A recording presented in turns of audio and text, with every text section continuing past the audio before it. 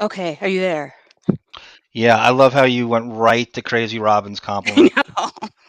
'Cause I know. I'm manning the control center for the first time since the, like, day 2 of the trial, so I'm trying to remember how to do this shit. Yeah, we did a little switcheroo today. Can I address the gunkafit in the room before we start? Sure. We did, yes. You're Greenbacks cutting out. and Hoop Sierra Alpha. We recorded today with the assistant to the assistant to the assistant of Howard's executive assistant, Laura Lackner, a gentleman named Chad, who does a gaggle of wrestling podcasts. And he had a lot of cool intel. Um, it just, I did it for like 6 months from like 2005 to the launch of Sirius. And then he tactfully, I think, shrewdly got out of there. So you'll hear that. I don't want to give anything away. I think Monique is going to release it maybe tomorrow night. So I heard. It's about a little under 2 hours. We played. I found a clip of Laura Lackner from the early 2000s. I played that. We comment. He was so traumatized by her. He hated her voice in every way, and I think you really enjoyed it. It's a nice left turn from what we were doing. Crazy Robin. Hi, fam. I have to say this is the best podcast, period. The crazy chemistry between Arm and Sarah is perfection. Thank you, Crazy Robin. The preparation, the Winos comments, 2022 Award of the Year from, oh, God, thank you, Crazy Robin. Gas my You head up. should hear it behind the scenes with me screaming constantly. Sarah And Anna Huffington. when things don't work, as they didn't work when I, signed on to this tonight, I flip, Holy and God, look at David. Welcome, sir. By the way, welcome home, David, to glad you're safe and sound in LA from Cleveland. That sounds like he hit a huge snowstorm, but nothing stops that. David. He says, I remember Gary called Laura Lackner a Nazi, and she called in. Jesus, I don't know if David. It could have been '04 when they announced the launch of Sirius. She called in another time, so mhm. I remember seeing that when he announced Sirius. She called in to congratulate him. Maybe it's a third time that I'm sort of blanking on, but Um, yeah. Look forward to the interview. Sorry, I'm reading stuff here too. I it's apologize. okay. I want to think before I forget. And what I'm going to do tonight, we have segments that we need to do for this Deppy Awards. I'm going to catch up on chat in between each segment. So, and probably super chats more toward the end. So, but so far we have A Smith, thank you, sir, as always, and T Busy for super chats earlier. I want to Um, thank A Smith for sitting in on our last Jump Street I was watch just going to get along. to that. Okay, go ahead, get to We it. we have a Patreon episode in the chamber ready to go. I'll post that on Sunday. And Mr. A. Smith, our connection, let's call him that. I'm just kidding. Sat in with us and a great, very great show. So I will post that Sunday Pharmaceutical morning consultant, as it were. for Jump Street Sundays on Patreon. So $2 for everything. Yeah, I threw it. Patreon.com/Wino forever. And you keep talking over me. Go, go, go, go. Okay, now I'm done. All right. So what do you want to talk about before we get this party Do you started? want to go over what we saw today, the big news today that's Depp adjacent? Yeah, you need to resend that to me though. Well, I could read it from my tablet if you want. If, Okay. if you That if might you have think been the what sheets, messed it up. if you think the screen sharing is causing the problem, I don't it know could. anymore. Okay. I know. I don't know. It could have been. It seemed like it. Oh, there's David. I know. Hey, we are not in between segments, so I will address this one now. David the violinist, of course, our pal on Patreon also, and here on the regular YouTube show. 1999. Thank you, sir, so much. Happy New Year. Here is my deepening January rent. Love you both, and we love you even more. Yeah, we do. This is my new MSNBC word. David tacitly agreed to do the soundtrack, the music for the next Deppenic. I mean, his dream is to do it for the Oscars, to be the whole band. I really believe that's in his aspirations, and he agreed to do the next Deppenic, the music Thank you. for it.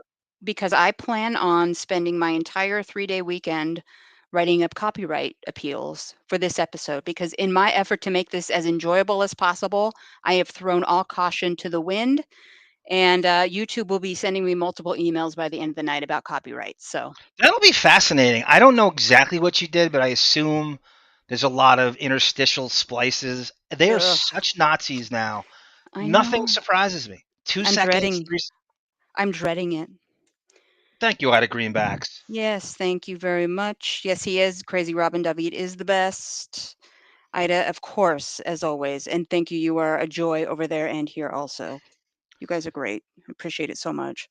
In the monologue, I make a homage to Ida Greenbacks in one of the jokes. I don't know if you caught that. If you listen to You it. haven't done the monologue yet. That's going to be live. Oh, right, I haven't done it yet. Right, right, right, right. You wrecked the whole shtick here. Thank you so much. Yeah, they God, didn't know. you're They couldn't figure it impossible. out. Speaking Okay, of which, what do you think about this, Sarah? This is the last Howard stuff we'll mention. I doubt it. What would you care to write for? And I know David would love to. I was going talking about Monique about doing Howard roast that they never got to. So Fred, Robin, and Howard. So a succession of those, and we have people send in roasts. 5 minutes, 3 minutes, 8 minutes. Mine's 10 minutes, and Yeah. we play them, and I think it'll be really a lot of fun. I think you'd be masterful at writing jokes. Who, me? Yeah, No. isn't that your thing? Jackie's No. your fucking No. muse. My writing works best when somebody insults me personally and I hate this term, but I clap back at them. Well, how Not about you verbally. I'm clap not good back at at the that. three of them? How about you clap back at the three of them, and I'll read a rant. I'm so they're all so dead to me. I have no feeling whatsoever about any of them. That's my girl. Yeah, I That's know. so sweet. I No, I know. agree with you. I mean, that's what my cousin does. They're dead to him. He does the thing where he tunes in, like he stopped. He's shrewder than all. The guy today we talked to, Chad, he said just stop listening.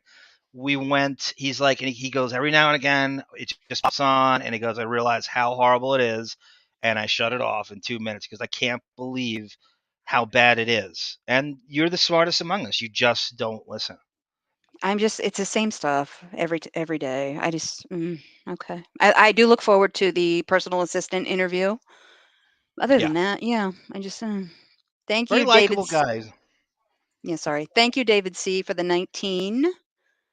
I love a good Bless David you. C cameo. David C is such an underrated Depp historian. He knows a lot about Depp. I Mhm. feel. I feel like he could sit in on a round table we do where we hash out some topics. Yeah. David says, I still watch the deepening of Amber's first day on the stand just to hear Sarah lose her mind over everything Amber says. It's super entertaining. I have the same anger when I put some of these little montages together for the show tonight. It is, it's maddening, and I haven't healed yet emotionally from that entire trial experience. I think about it every 5 minutes. I do too. It's actually when I'm really desperate at work to listen to something, I go back and I listen to the entire day. I'll pick a random day and just listen to it. It's not that, not just watching. I think about it every five. Like it's in my head to the point where I just can't. I'll never escape it. Worse than them, probably. Probably. He's done with it, and you're not I'm yet. not. I'm never. I knew this. I knew this would haunt. I mean, if you think about it, think about the hours we accrued from the trial, right? Just not us doing it, but just them doing the trial. Like it's more entertaining than any movie he does, right? So Mhm. why wouldn't you just keep thinking about it, right? He just provided Yeah, unknowing entertainment I for. know. And oh, how I wish the UK trial was televised. Yeah. Hooper says, "Sarah, did you toss your neighbor in her plate?" Well, that's a drama. I think it's done, and I won. So I we shall wouldn't fuck see. with Liz Cheney. I really think you are the Liz Cheney of Oregon. I really believe you're You not know, someone else. I just have to say, I am probably the best neighbor you'll ever have in your life. I would help you if you needed help. If I heard weird sounds coming from your apartment, like you were in distress, I would help you. I question whether I would help this person now if I heard Yeah. like a slaughter happening. Well, But that's the thing. You when I alienate your neighbors is the worst thing you could ever do. and what happened, I'll give you the gist. What happened is I'm asleep. Midnight, security bangs on my door saying that there's a noise complaint. And this didn't just happen once, this happened multiple nights. So this neighbor thinks every sound that she hears in an apartment is me. And you start to get, and I don't want to downplay PTSD, but when you are going to bed every night and you're afraid you're not going to be able to sleep because somebody's going to bang on your door Yeah. at midnight, you freak out and you don't want to go home. You're sitting at work. It's like, I don't want to go home. Anyway, that was the gist of it. It's been taken care of and we'll see. Everybody's on my side in Well, it this f's with your peace place. of mind, I right? I know. mean, that's the perils of apartment living. You're gonna hear noises. That's the deal. You're not gonna get mute total silence. Sorry, that's not how it Yeah. goes. People are gonna live their life. It's one thing if you're having a, penthouse five party with Amber and Rocky Pennington, but Yeah. there's no way you're doing anything that's ambient noise. No, I'm not. File a complaint, Sarah. I pretty much did, and I also got in someone's face and threatened legal action, a civil Wow. lawsuit if the harassment didn't stop. So, all right, let's move on to a good topic. What do you got for me? I don't think you saw this today. You always get gossip before I do, but this is a huge story and everybody's picking up on it. It's very Depp adjacent and it affects the Hollywood vampires I spent mightily. my entire day following the Idaho murder suspect being arrested, so I did not hear this. So this is just one of many news sources that picked up on this. This is just Steven Tyler, surprise, surprise, accused of sexual assault and battery of a minor in new lawsuit report. Julia Holcomb from Portland, Oregon, alleges the singer, I swear to God, who's not named in the Ugh. suit, sexually assaulted her in a claim that was filed days before the deadline for this is up Crazy Robin's alley. California's Child Victims Act, Rolling Stone reports. A woman who allegedly had, see, Rolling Stone, Sarah, is, they're so weird now. They're after Depp. They write nothing but not saying that this is Depp, but they're on a weird a Me Too rampage, I think. Yeah. A You woman know who what? allegedly, go ahead, go ahead. I apologize. I knew the gist of this, but what and I thought it was weird today when I read the headline. I didn't read the article. But they canceled their tour, Aerosmith, their 359th tour, and because they said Steven Tyler's been ill this whole time. I wonder if that he knew this was coming out. Absolutely. You ever hear the celebrity excuse and they go exhaustion? Of course, yeah. That's probably right in line with that. Mhm.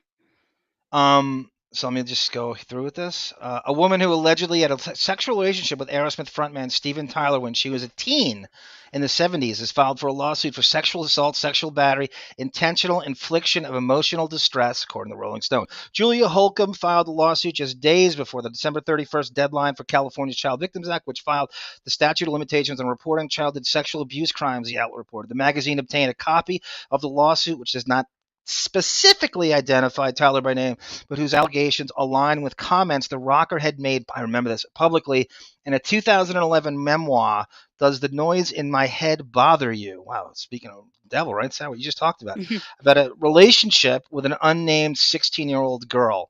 A representative for Tyler did not return People's request for comment. Rolling Stone reports that in the lawsuit, Holcomb, who directly quotes Tyler's memoir, alleges that Tyler was able to convince her mother to grant guardianship over her when she was 16 years old, provided a means for the star to allegedly have a sexual relationship with her. She alleges that she was powerless to resist. Tyler, who had power, fame, substantial financial ability. In the memoir, which does not name Holcomb, Tyler wrote that he almost took a teen bride at that point because her parents fell in love with him. It's like Stuttering John and I'm a Celebrity, get me out of here. Signed a paper Mhm. over me for the custody so I wouldn't get arrested if I took her out of the state. So I took her on tour with me. Holcomb says that the two met after she attended an Aerosmith concert, 1973. According to the lawsuit, Tyler allegedly took the teenager back to the hotel room where he performed various acts of criminal sexual conduct upon her, the outlet reports. Shortly after the encounter, Holcomb claims that Tyler arranged for her to fly across state lines to meet her at another Oh. tour stop. She says their relationship continued after the star was able to convince Holcomb's parents to grant custody, provided that he would enroll her in school and give her access to medical care. Yowza. Mm. I Yeah. know they're all referencing everybody that's, this rock star culture that gets a pass for this is just horseshit. Well, the 70s, it was rampant. Yeah. That was a normal thing in the 70s. You were a rock star, and if your mother was a groupie of that band, she'd probably offer you up just to make sure that her idol was happy. Well, It's do you it's remember gross. Seinfeld and Shoshana Weinstein? Yeah. Why was her parents all right with it? Um, Because he's a I don't famous know. But also, what's sitcom star. was she 17 or was there rumors that she was I thought any friend to know that she was 16 when they met. Not mm, that. what, but there's no way he didn't meet. She just happened to be 17. I heard 16. Yeah, I don't know what you elites call consensual or the age of consent in New York, but 17. is it 17? I Yeah. think it's 7. Ask Kumia. He knows every state. Yeah. Oh, no kidding. Now he's in South Carolina, so I'm sure it's lower. Um, yeah. But I mean, you got every band back in the 70s. There was a story of this.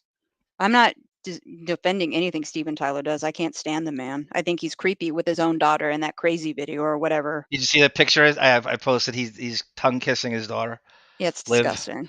a couple So times. nasty. It's like he's covering her breast from around her waist, Oh, and then lovely. he's tongue kissing. It's the most incestuous, creepy thing. And you know, this is I don't want to say poor Joe Perry, but he's so adjacent to all this weird shrapnel. Because you remember during the Depp trial, tell Yeah. what happened during the Depp trial. Bruce Witkin stated that he witnessed Joe Perry and Johnny Depp doing cocaine together. And this Very was during good. Joe Perry saying, I've been sober for decades. Very good. Right. Well, His part of his shtick, part of Joe Perry's brand now. He's sober rock star, and even Alice Cooper has the same thing. So they're going on with the vampires, and Depp doesn't give a shit about that, and good. He owns it and doesn't pretend he is. But those two claim to be sober over and over again, and it just destroyed. And again, now he has this, and it's really gonna.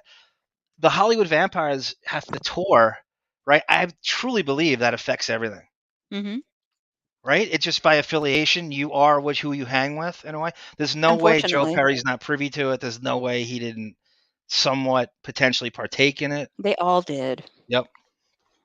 Goes back to somebody mentioned Charlie Chaplin, same thing. It goes back centuries. It's disgusting, but David's right. The Shoshana Weinstein saga does not haunt Seinfeld enough. Couldn't agree more, David. yeah. He's got such a weird deal with the devil. He really does. He's not even that great a comedian. I If think he didn't yeah, meet I would Larry just David, yeah, I think he's so overrated. oh, totally. As a comedian, absolutely. As if he didn't meet Larry David, you would know he would be Rich Jenny. Mhm. Driving his little stupid Porsches around. Not that I want him to roll one, but hey. He's gotten into a few accidents, Sarah. You almost got your wish. Mm. I don't wish that, but give him a scratch, make him learn a lesson. Absolutely. Total Porsche, I don't care. Hooper, Sarah, would you complain if Depp kidnapped you at 16? I wanted Depp to be my boyfriend when I was 9. So no, I would not have complained. My Yeah, but there's, parents you would know have what? complained. My father would have beat the hell out of him, but In the Depp universe, though, anything statutory rapey is not good because he's just got affiliations to Allen Ginsberg and Keith Richards, and Thompson had a thing, and over and over well, now. what's one of our categories later, And so good. oh no, do you have that queued up for tonight, or is that another one we're gonna do down the road? No, that's tonight. Okay, so So, Marilyn Manson, on and on and yes, on and on. yes. So many. And that's going to be Roman Polanski. Jesus Christ. Harvey Weinstein. So Okay.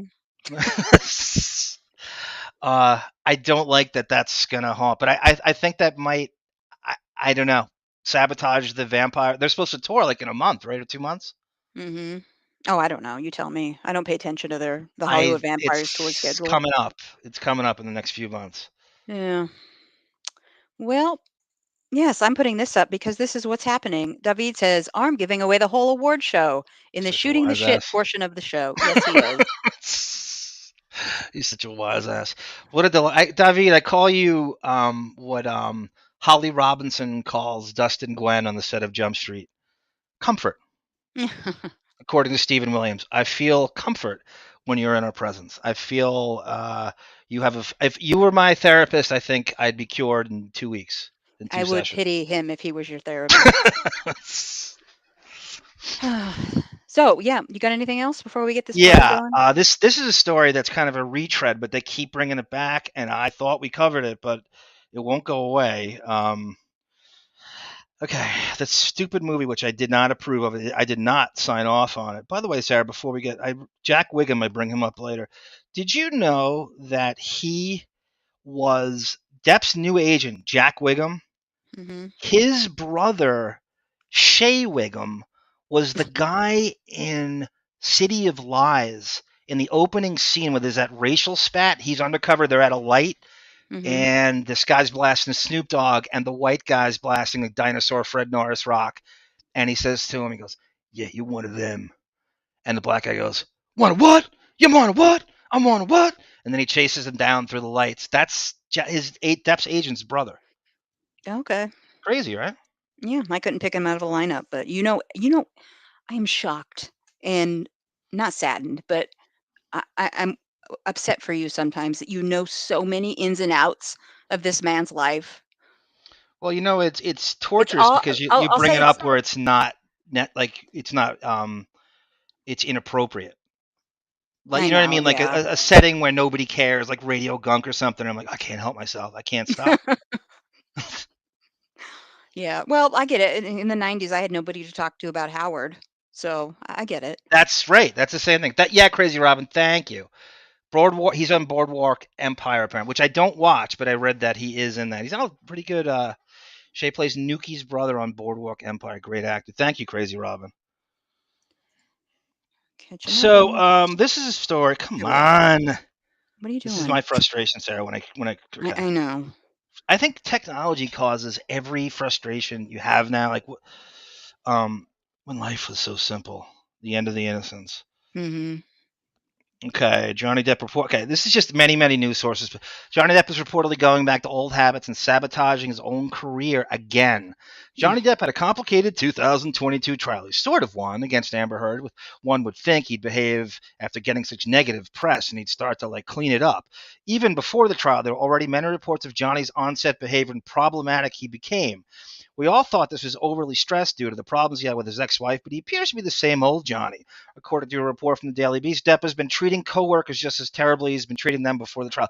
This report confirms that during the filming of Jeanne du Barry, where he plays Louis the 15th, Depp was extremely rude towards the director Maïwenn and Mhm. Actor Bernard Montield was the one who disclosed these rumors during a French talk show, and the actor revealed that Depp and the director clashed throughout the entire shooting, with Johnny Depp reportedly falling back into his old habits. Now, keep in mind that the actor has already been sued for verbal violence against another coworker, and that's the City of Lies thing with fucking Rocky Brooks. Montiel made the following revelations. I've heard some noise from that shoot. It's very, very serious stuff. So Depp is an excellent actor. So what? When he comes on set, except sometimes it's 6 in the morning, the crew's all ready to go. And then Johnny doesn't turn up. So of course, Ma Wen, as the director, gets very angry, and the next day she's the one who doesn't turn up. And now you've got Johnny Depp, and she's not there, and it's over and over again. It's finished over this week, thank God. It's going very, very badly. They don't get on at all. They're screaming at each other the whole time. Blah blah blah blah blah. That's good enough. That's good enough. I don't. The rest is just fluff. Okay. Comments, Sarah? I don't I've never heard of him being a problem on the set with his coworkers, despite what we were told in the trial. That was pretty much refuted, right? By Well, other testimony? thanks to David, I know of another story which he confirmed that I knew this and I heard it as a rumor. David confirmed it because he is a prick. He brings up Christian Bale there. Oh, good for you. Depp, among many things, he's creatively restless and tortured. And you're working with a director who's not done much. And I wasn't there, but I'm defending Depp in a creative way. And I think he, he's not a young, he's going to be 60 in June. You Mhm. know how many films he's worked on? Yeah, I know. You know how much experience, how many directors he's seen? He's written characters that have upstaged the movie off his own head. In my opinion, the movie doesn't get made if he's not in it. I think he has every right to pull creative rank over her. Of I course. don't care who the director is. I know she's the boss, blah blah blah. I don't give a shit. So if he's creatively disturbed by her decisions, I'm with him. Mhm. Yeah. I'm with him. He's got such. Now he obviously has huge flops, but his successes are huge successes. And who are you going to take advice from? Putting it on screen, her or him? Yeah, I know. And he's earned, like, in my own words, basically mirroring what you just said, he has earned the right to be crotchety at this point in his Totally. life. He's not a kid anymore. People go, oh, that's this young upstart. He's gonna be 60. You Mhm. know how many films he's done? You know how many various people he's worked with? So I bring up David because David confirmed with me that Michael Mann, and the last clashing I heard is he had with Michael Mann on the set of Public over various stuff. And on that, without any I think you're bias, I go ahead, Sarah. I'm sorry. go. I'm gonna take you out and put you back in because you're in and out for me. Hold on. Okay. Can you hear me? Okay. All right, that's better. Okay. Are you That muted? I don't. I might be muted. Okay, no, I hear you. I hear you. Okay, keep going. Um, I'm not. Okay. Okay. Okay. Um. Well, Hooper has some pushback here. The character, both on screen, musically, I do question his own security and self awareness with himself. I might not know more than my bosses, but I keep my mouth shut and do what I'm told. Says Hooper. Yeah, Hooper, I agree with that. I'm not sure what the status of his production company is in that movie. He might be considered a producer. They're not revealing it, so we don't know until the credits roll. Mhm. Um, Nevertheless, the movie ain't getting made unless he's doing it. I don't care if he's pulling some Star Trip. Um, that's my take. I understand the boss thing, and he's usually very, very cordial and deferential. But I sometimes that creative itch has to be scratched, and there's probably a decision she made that he hates. I'm just conjecturing. I'm just guessing, knowing him like I know him. So, um, would you would you think that I'm on the right track there, Sarah? Yes, I would. I'm making sure your audio is okay. So while you were Okay. talking. So I think you're okay now. But I agree. Yeah, absolutely. Sorry. Let's groove tonight. Share the spice of life. Keep on down and down. Gracie Robbins quoting Earth, Wind, and Fire. Yeah. Nobody has a TV on in the background. I wish I did. Hooper. I know, right? Davi goes, Michael Mann was scary. I've never seen such a somber dude on a recording session for a movie score. Like there was a dead body in the room. Oh my God, Davi, you got to hear him do the commentary for Public Enemies. I, I was, it was so boring, but I was more infuriated at how boring it was, so I wasn't falling asleep. I'm like, how do you be that much of a, exactly as you're describing him? Somber and droll and not being able to and think that's entertaining to the people buying the Blu-ray, which is Mhm. a lot of money. I couldn't agree more. Couldn't agree more. Okay. Are you ready to get started? Yes. No. Okay. So this is the portion, the awards portion of our show. This is such an event, I have to tell you. The nominees have multiple wardrobe changes, hairstyles. You'd almost think they were from different eras. This is such a big event. We have performances tonight from some of our nominees. We have some performances from social media. Um, as in any award show, I just want to let you know some of these performances are more enjoyable than others. But we sit through these performances when we watch these award shows, and we will do so now. Unless you guys can't handle it, I will happily fast forward. So, Can I ask you before you start? How long did you work no, on this? way too long for what turned out. I'm sure So, it's great. I mean, you seem to get better with every filmmaking endeavor. So I hope David's so. embarrassingly excited to see Me this. too. I'm so nervous I'm gonna hit the wrong button here. Okay, so I'm gonna do what ARM does. I'm gonna start some videos here. I will immediately adjust the volume as they come up.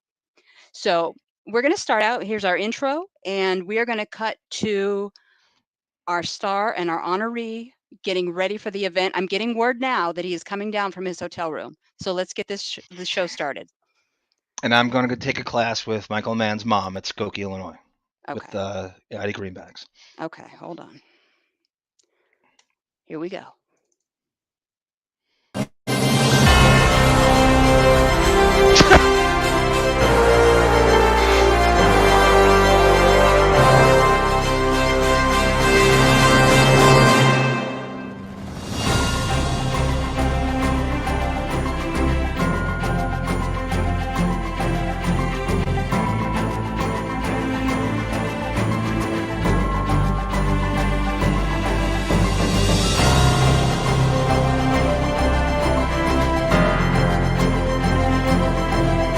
the impossible arm. I was called the Long Island accented big mouth. You are.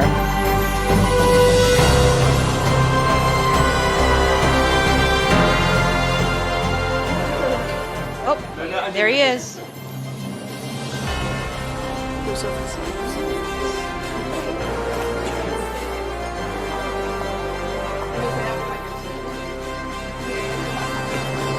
Minimize him a little bit. He's leaving his hotel room. In a minute, we're going to cut. What? Who's that twink who just walked out? I don't know. In a minute, we're going to cut to outside of the theater, and you're going to see some arrivals. Uniform works. He's on his way now, folks. Jerry Judge, rest in peace. He came back from the dead for this show. Is that Clay Aiken working the door? Yes. Oh, we have one of our nominees first to arrive. She looks good there, I gotta say. I hate to say it. The crowd outside.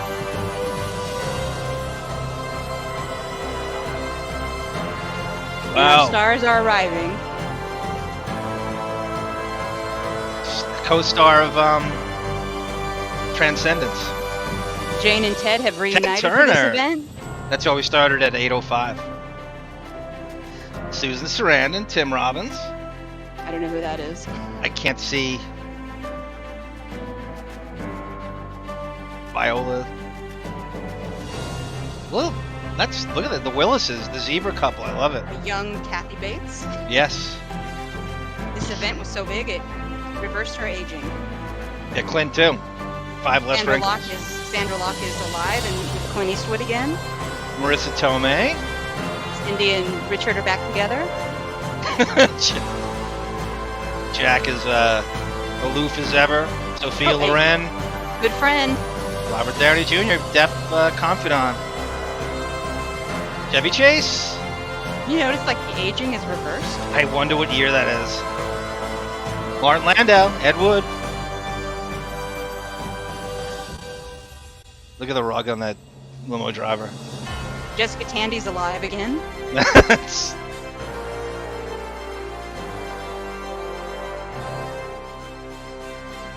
Jessica Lange. Underrated actress. Mm-hmm. Is this all? Oh, Tom. God damn, what year is this? This is today. This is happening right now. Tom Hanks. Steven Spielberg with the floppy skater. That's Depp's Jump Street hair he's got. A young Julie Roberts. Jesus. It's got to be 92? No, this is today. This is it's happening today. I'm right sorry. now. God, you ruin everything.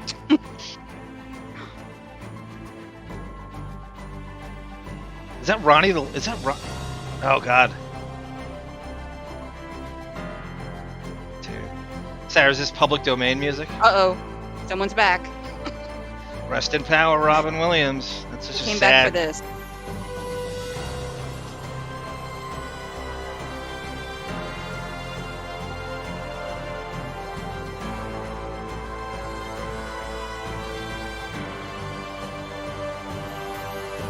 Oh my God, Diana Ross. These are people here to honor Depp today. I got the sweetest hangover. I don't want to get... Randy Newman. Good call, Ida. Governor of California is here. Governor. Yeah, Harvey Weinstein Hooper, right? Here comes Johnny Depp saying hello to Peter Jackson. That's the thing where it's really an opportunity for stars to talk to each other. And here comes Johnny right now. Hello. There's Sean Connery. Johnny, nice to see you. Nice to see you, man. Boy, the SAG Award must have been a thrill. And now, how does that affect your thoughts tonight? Because a lot of people are suggesting they may call your name tonight. You know, I think we're okay. I'm not sure that that's going to happen. I don't expect that to happen. And for me, really, honestly, the nomination is plenty. That's plenty. Good to see you. Good luck tonight. Have a great time. Thank you. Here we go. We're going to take a very quick break, and then we hang back. Okay, Very so nice, Sarah. they are all filing in, sitting down, preparing for the first award. You know my thoughts on the SAG Award, right? I think it's better than the Oscar. I'm sure of it. Well, It's yes. all your peers voting. It's way better than the Oscar. He got the SAG Award, and now he's worried about getting a Deppy, and I have a feeling his name might be called tonight. I'm not sure. Okay. So are you ready to? I am. All right. You need to head on in because you have to get on the stage. Oh, okay. I was back where I was talking to a couple of luminaries backstage. Okay, you're right. Okay. So mute yourself and head on in. Okay. All right. Oh, he's already up there on the stage. Hold on, folks. I will connect to the feed here. This is so cringe. Okay. My God, thank you, winos. Great to be here at the first annual Deppy Awards. We figure if Hollywood won't give Johnny Depp an Oscar, we'll give him 10. I have to admit, I was a bit nervous tonight about the memorization part of this monologue. You know, I don't do this that often. But have no fear, winos. Tonight, I will have all my lines fed to me by Keenan Wyatt. Wait. What's that, Keenan? David Hurd wants Michael Vick's cell phone number.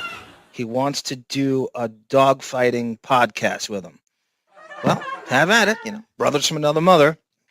Hey, for the last time, Amber, baby, I checked with SAG. You are more than welcome to put this on your IMDb before we even start the show.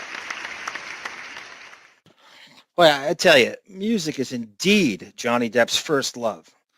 As we found out in Fairfax via his Irish exit for his European Jeff Beck collaboration, Depp sure has his priorities straight. This just in, I just got word from Johnny Depp's agent Jack Wiggum. Depp will not be here for the Deppy results, as he has a private jet waiting to take him to the Outback for a full pre-booked Australian tour with Rick Springfield. I get the integrity of Depp wanting to stay true to his musical roots, and I know guitar can be subjective.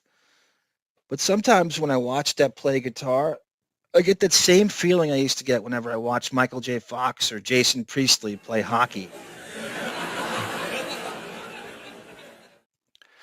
Lily Rose Depp has a rough life. Oh yeah, she does. She now has to repel and refute public and industry sentiment that she's the quintessential Nepo baby. And she's born on third base more than George Brett and Mike Schmidt. That everything she's gotten in modeling, film, and TV is because of her last name and famous parents. So just to prove everyone wrong, on Lily Rose's new HBO series Idol, she actually lied to the producers and told them she was Skeet Ulrich's daughter. I would have used James Franco there, but Lily's just a little too old for him now. She's hit rock bottom when she's actually forced to sleep on the couch from Keeping Up with the Kardashians. Speaking of OJ, everyone's favorite beloved Eugene artiste, Isaac Baruch, has finally resurfaced. He's now collaborating with both Kato Kaelin and Depp guitar hero Joe Satriani on something called Couch Surfing with an Alien. It went out the door and around the world. And I'd be remiss if I didn't bring up our namesake, the great Winona Ryder, star of Wafing to Exhale. I mean, who didn't have a crush on Winona in the 90s? Or even now? But I'd like to personally thank Winona for helping me through this recession, for coaching me in using Target's self-checkout line. I mean, I love a good sale as much as the next guy. But 15 greenbacks for a PS5 and Ninja Indoor Grill, that's something Susie Orman couldn't pull off. My God, you want to feel old? Winona turns 51 in November. Now, she may be 51, but she shoplifts on a 35-year-old level. Just before we went on here, backstage, I had a very puzzling conversation with Richard Grieco of 21 Jump Street and Booker fame. Yeah. Whereas I know Grieco's just trying to help out his old friend Johnny. He told me he'd be more than happy to teach Depp how to get blacklisted from Hollywood without the help of Amber Heard and on your own steam. He's teaching a class now at the New School on West 12th Street.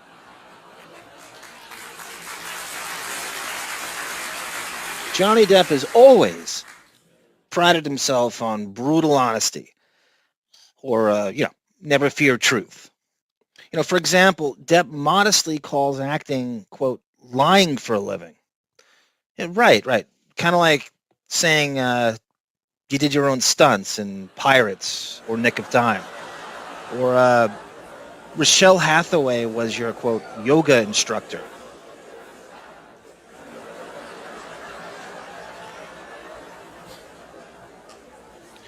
Very few people out there are as big a Depp fan as I am.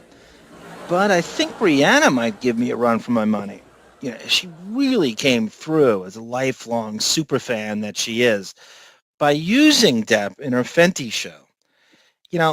She's the only one that could figure out how to auto-tune Johnny's walk. When I spoke to Riri, I dove right in with the Depp movie talk. I brought up The Ninth Gate, Gilbert Grape, and Sleepy Hollow. And Rihanna didn't miss a step. She says, are they West Coast or East Coast rappers? And can I sing a duet with them? Boy, I'd love to hook Chris Brown up with Amber Heard, right? For that Roy G. Biv DeVoe. Call him Amber Brown.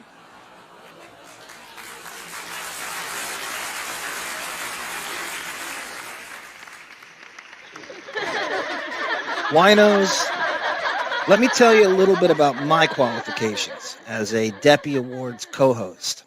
I've been a Depp head since 1987. I'm a guy who's seen The Astronaut's Wife and Ninth Gate in the theater 8 times apiece. This is at a time when I was on the balls of my ass and I had $600 to my name. So Johnny and I have a lot in common. We're both on antidepressants. We both had horrible experiences in Kentucky, and we value family over everything. When my sister asked me to be godfather of my first nephew, I was honored. But ultimately, I felt I was a bit too flaky for the task. So I told my sister to give it to someone responsible, like Marilyn Manson. Whereas my opinion isn't fully formed yet about all the abuse allegations from Evan Rachel Wood and her ilk, I say cancel him just for his music and acting. You see this guy on Sons of Anarchy? He makes Harry Connick Jr. look like Edward Norton.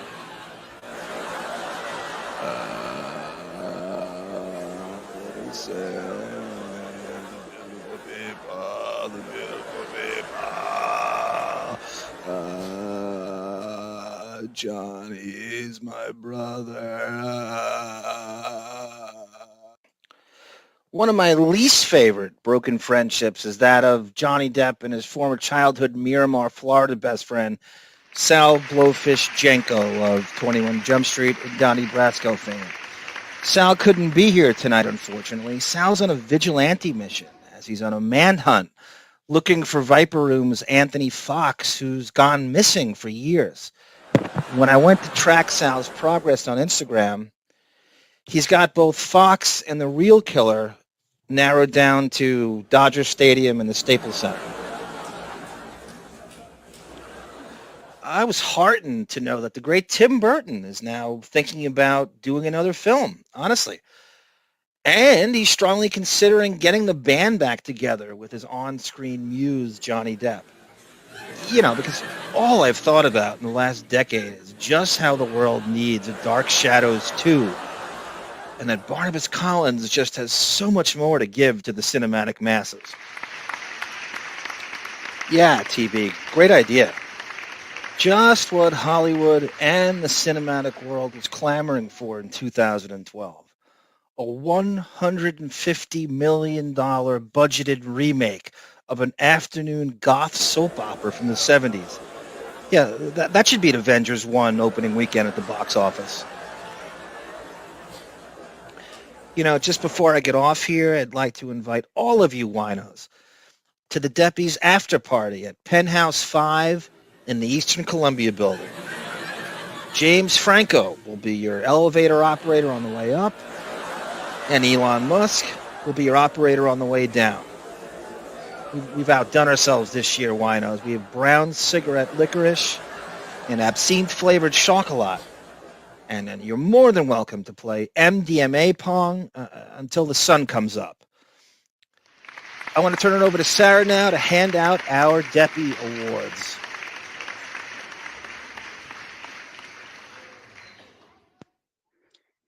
Very nice, Arm. He is leaving the stage now. He'll be back in just a moment.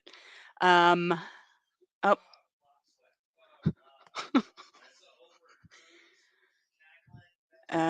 He might be muted. Hey, Sarah. Yeah, there you What are. up? What up? Yeah, I got it. The flop sweat. God, I'm so. When I saw Cruz and Oprah cackling, that empowered me to just bash on and keep going. Thank you God. you got a sip of water, right? I got a sip of water. Yeah. How'd you get Greco in the crowd? Hey, they're all there tonight. They're all there. Hugh Jackman laughing at the big wind-up. I don't think he realizes Depp was offered Wolverine first. I had a Wolverine joke I had to save for next time and tied it in for. He would have loved that. See, I wish I knew. Make sure Jackman's there next time. Tommy Lee Jones thinking I'm getting all maudlin and sentimental, and then I lower the boom. Yeah. David enjoyed my vamping. I'm on Robin Quivers level of vamping as Howard runs out of the studio. And let me go through some chat real quick here, and then we'll go on to the performance because I think our nominees are taking the stage, setting up the equipment right now. Can't wait to see this. Well, Depp's a good sport too. There's a lot of roasty type of things. Depp's a really good sport. Yeah. What are the odds Arm sleeps with a Johnny Depp full-length body pillow? I think the odds are good. I have the entire 21 Jump Street collection. In fact, every night we have the six of us sleep together. Captain Fuller is he's a bedwetter. Stephen Williams. Hi, Tone Cott. Well, everyone, at least Arm's opening monologue was still better than Letterman's Oprah opening monologue at the Oscars. Agreed. Yeah. That's Kimmel's body, right? Superimposed on. No, that was you on stage. Oh, because somebody was asking Lord, about that. Okay.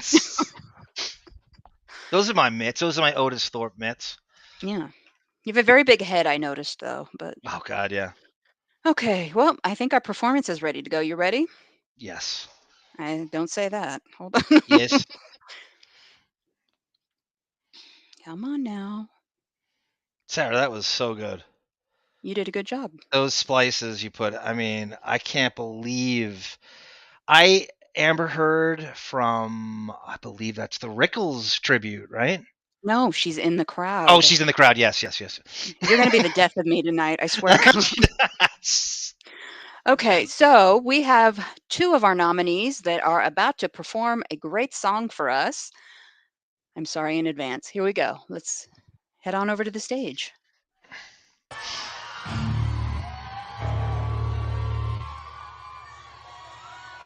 Your favorite singer here. If you don't recognize my personal friend, personal savior, personal guitar hero, Johnny Depp.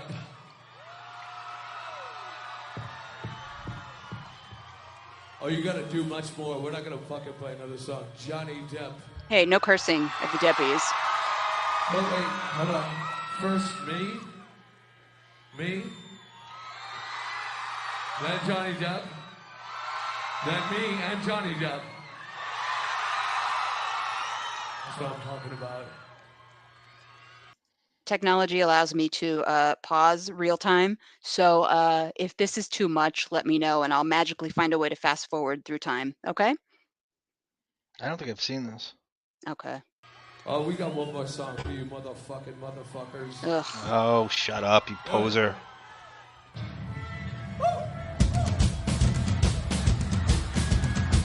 Here comes the copyright. Public domain. You can't copyright when you're canceled, Sarah. Celebrities are in the mosh pit. When you're Me Too'd, you lose your copyright. Oh, God. Public domain. I own this song. Public domain.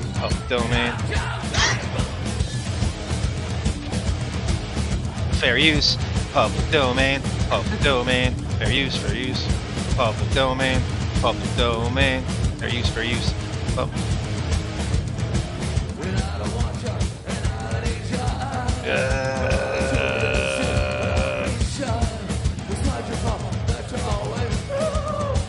David, I'd love to see YouTube defend the IP of a molester.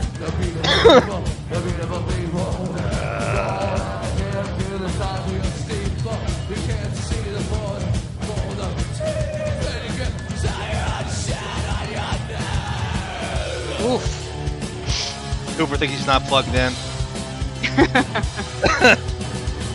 Oh God, they let anybody in. Oh my God. Juliette Lewis? Her grandma.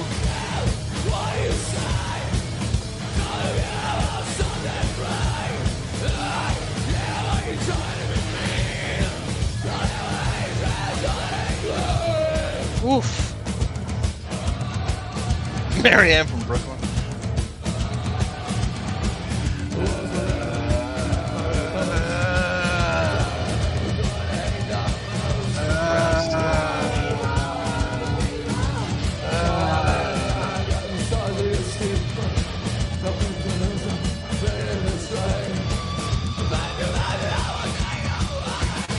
Good God.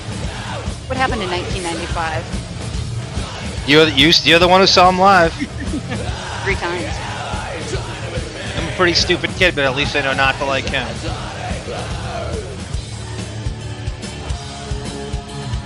No, do the full tumble. See if you can tip over.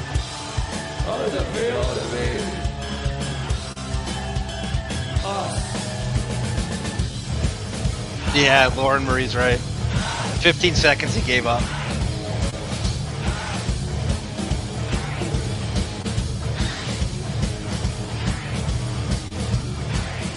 Thank you, Gungadin. My dress is very low.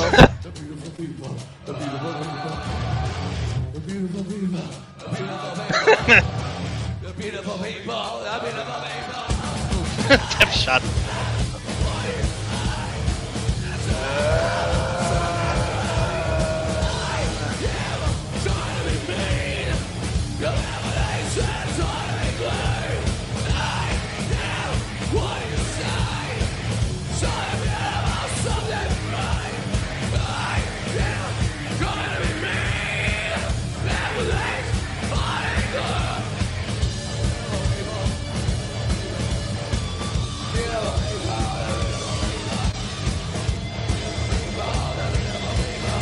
I don't think he's playing.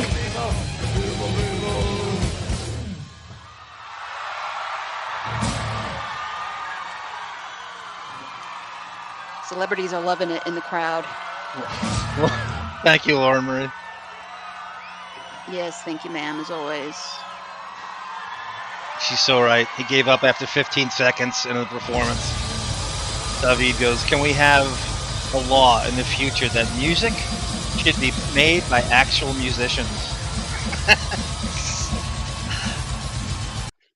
Okay, that's enough. God damn. I know. Think about it, Some? Sarah. The Boulevard of Broken Dreams, the 1,500 musical acts that didn't get signed because he had to. Think about that. Think about all the talented guys who went by the wayside and had to bail on their dreams because Marilyn Manson got a record contract. I know. I enjoy, though, thoroughly that Marilyn Manson got fat. And has I mean, to he's always wear- been skinny fat, right? I mean, he's never had a physique. He was never fat in the 90s. He was a rail. He's almost anorexic. It's always a drug. obscenely It's always a thin. drug up and down. It's always like a right. The drug makes the weight go like he's off and on, and then the weight vacillates. Yeah. Well, maybe he's cut down on the cocaine. Who knows? You know that's not true. Yeah, that's exactly what I'm saying. Also, too, he sings that song, and Depp's in it. I hate to break it to you, Marilyn and Johnny, but Depp is one of the beautiful people. Try as he may to not be, he's one of the beautiful people you're writing about. You could Yeah. Well, I pretend gotta he's say, not all you want. I gotta say also that hat that Depp was wearing it makes me sad because it reminds me of the last days of Jim Morrison. That hat he was wearing. If you know anything about Jim Morrison in like 68, 69, those were like his end days, and that's how he dressed. So it depresses me. But I mean, to alleviate your depression, Depp's actually doubled his age. So That's Morrison's one true. of the 27-year-old guys, right? So Depp's Yeah. gonna be 60 in June, so he's doubled his age in terms That's of very longevity. true. So we have. I want to get Yeah, this next. I'm sorry, Gunga Din. Yeah, I was torn between the Viper Room and Penthouse 5. I just chose Penthouse 5 because I needed you to see James Franco as an elevator operator. Yeah. Well. So our final category, and we're building up to our final category. This is the favorite films that we have discussed on our podcast this year. So, and of course, there are 20 more, and they, of course, were not released this year. This is throughout Depp's career.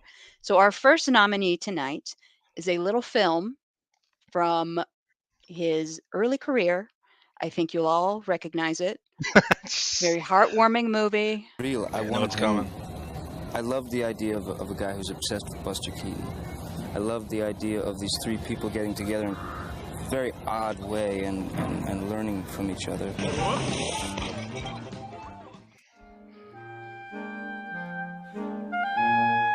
Public domain. It's not. Don't worry about it.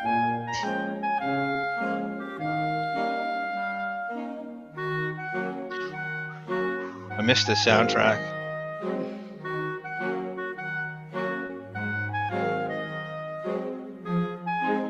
That's a Soundgarden song playing. I'm at Temple of Dog.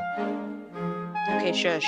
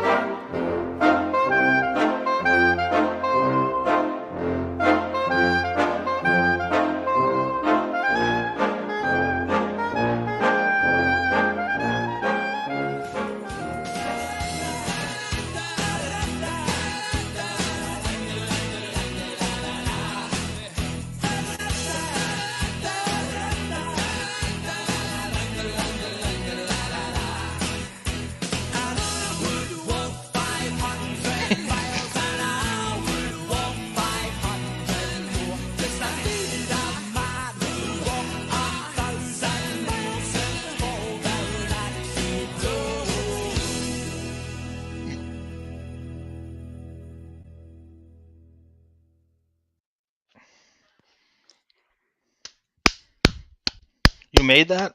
I made all of this that you're going to see Okay. tonight. Can I have a couple comments on Benny and June before Yes, you you go? may, please. All right. So one of the deleted scenes, I wish was in the movie. It was Depp as he's auditioning for a talent agent as a silent comedian, and it's William H. Macy and Aidan Quinn are in the audience, and he's kind of bombing because he just doesn't want to do it. It's almost like Sour Shoes. He doesn't want to do it for real.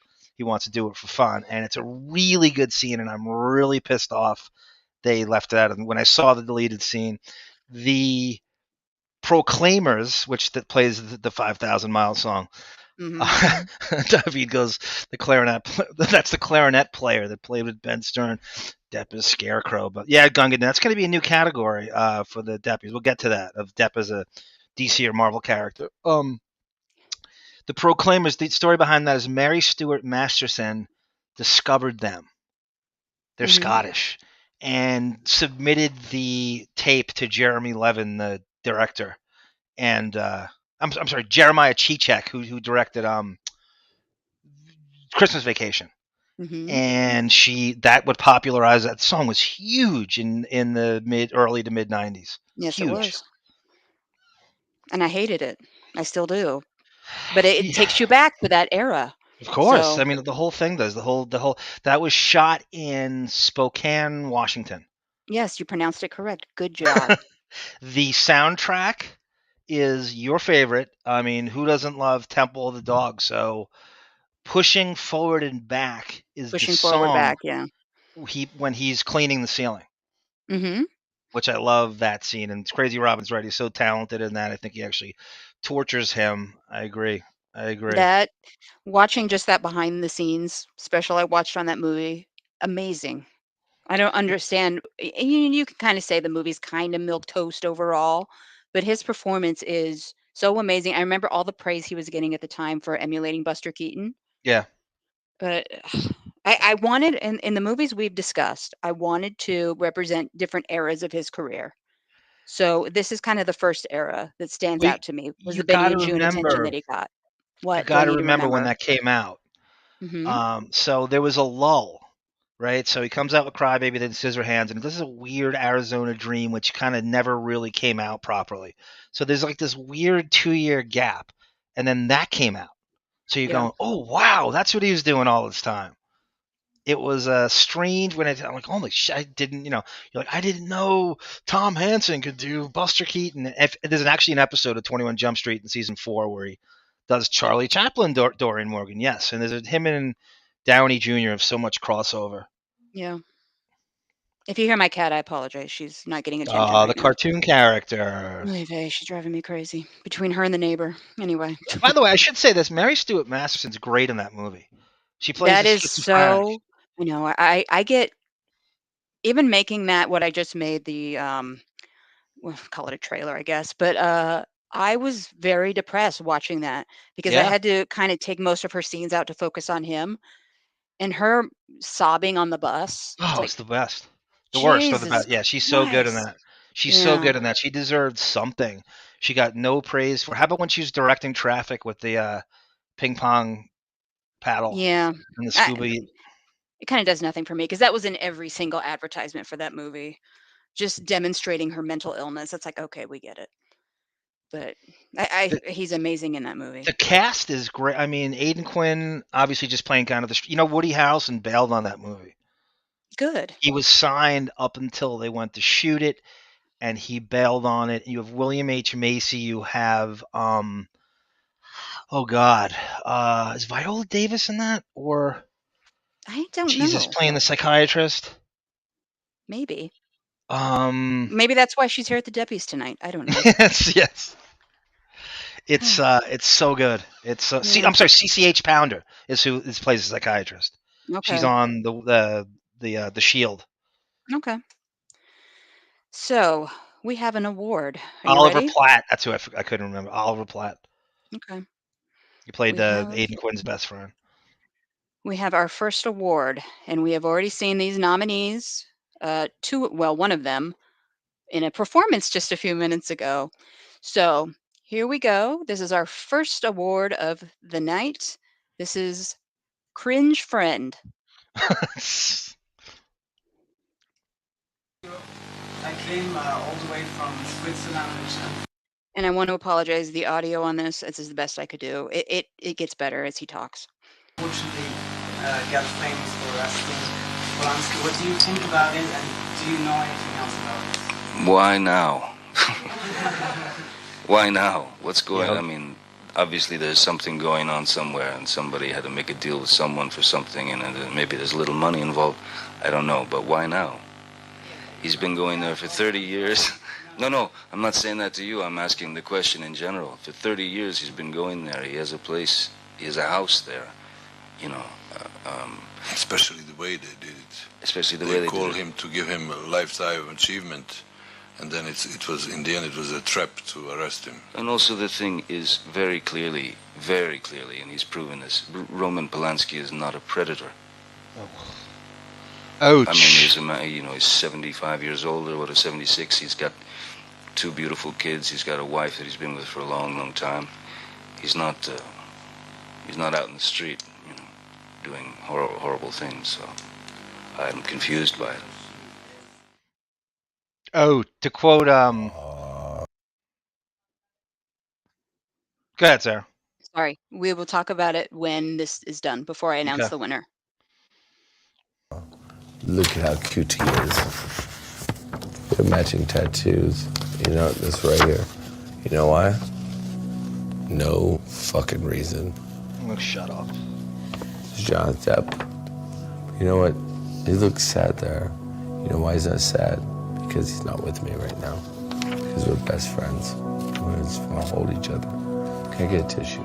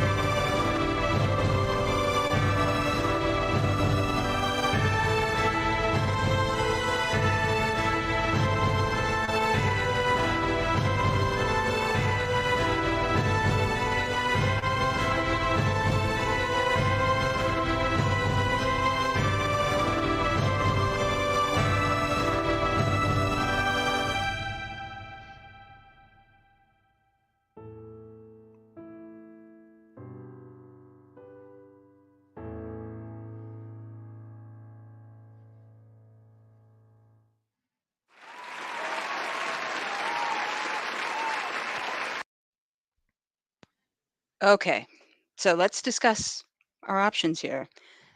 We have Roman Polanski, which speaks for itself, I'd say. We have Marilyn Manson, and we have Hunter S. Thompson.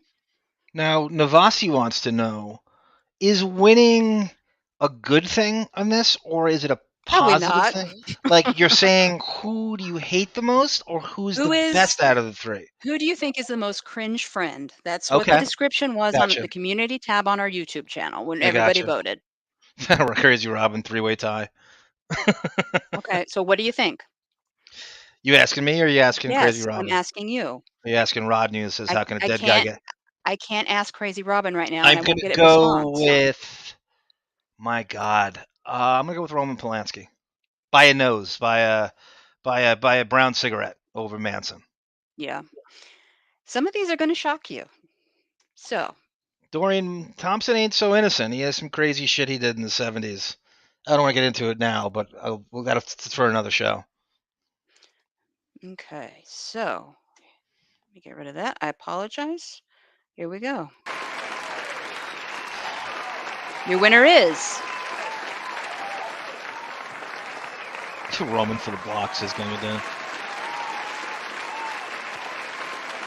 Mr. Thompson won. You see, I think they misinterpreted what you're doing. But that's okay. Well, I'm going to allow you to do it next time. So No. there's no You know what I chance of it mean. being misinterpreted. No. You know what? Don't get offended. I'm saying they've looked at who do they like the best. That's how they voted. There's no way Thompson was voted First of all, worse. it was called cringe friend. That's not positive. Okay. All right. I just think it was misinterpreted. Okay. So I would Doesn't have mean you can't vote for him. It doesn't mean you can't vote for him. Okay. I probably myself would have voted for Polanski, but Thompson won with 35% of the vote Yeah, it's compared to he's 34% for Polanski. wow. So it was very close. Yeah. But Thompson won. Huh. See? You're going to be shocked by some of these. Some maybe not so much. Rodney goes, I get it. Nominating Hunter S. Thompson and giving him the award is like giving General Francisco Franco the joke of SNL's past.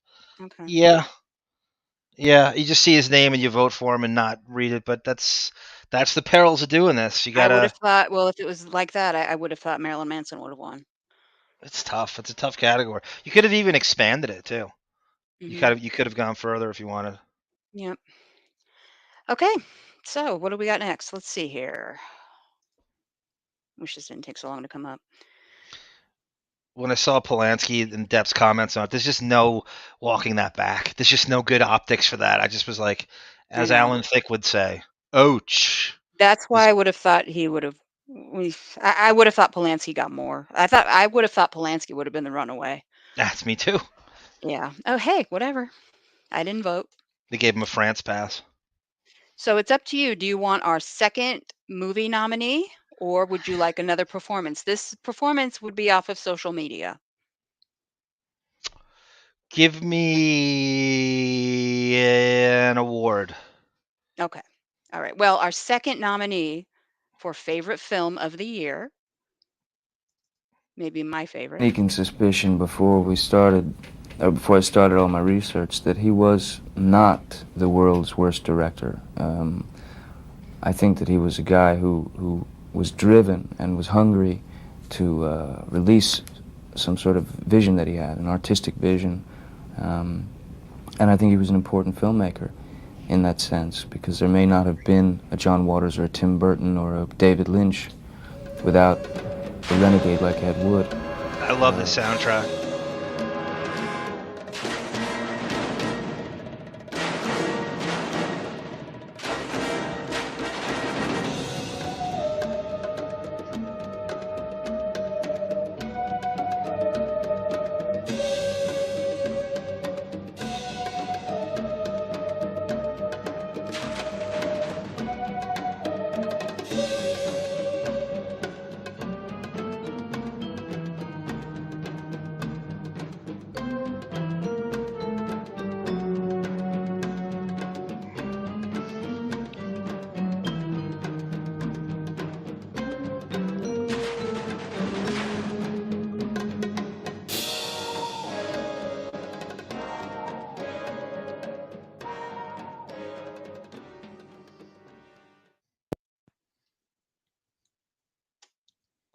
Yes. God, that Danny Elfman soundtrack gets me every time. He does I know him and David do such a good job on that. it's it is amazing, and I didn't even want to go find another song for that just to use for that montage. That is the perfect song for that movie. It was quite a year for movies too. '94. There's so many Mhm. things. You know, Martin Landau won the Academy for Best Supporting over Samuel Jackson. Depp just got a Golden Globe nominee. That's about it. Yeah. He didn't make it to the. It's such a good cast. It's such a timeless, brilliant. I'm probably gonna say that's the best Burton movie ever. Yeah. I had that movie on VHS tape and watched it until the tape wore out. I love that movie, and I have it on DVD now. I have it saved on my Roku permanently. I love it. The background of the real Ed Wood you showed, it's amazing how accurately they portrayed those actors. Like Georgie Animal Steel played Tor Johnson, and it is uncanny Mhm. how much he looks like him.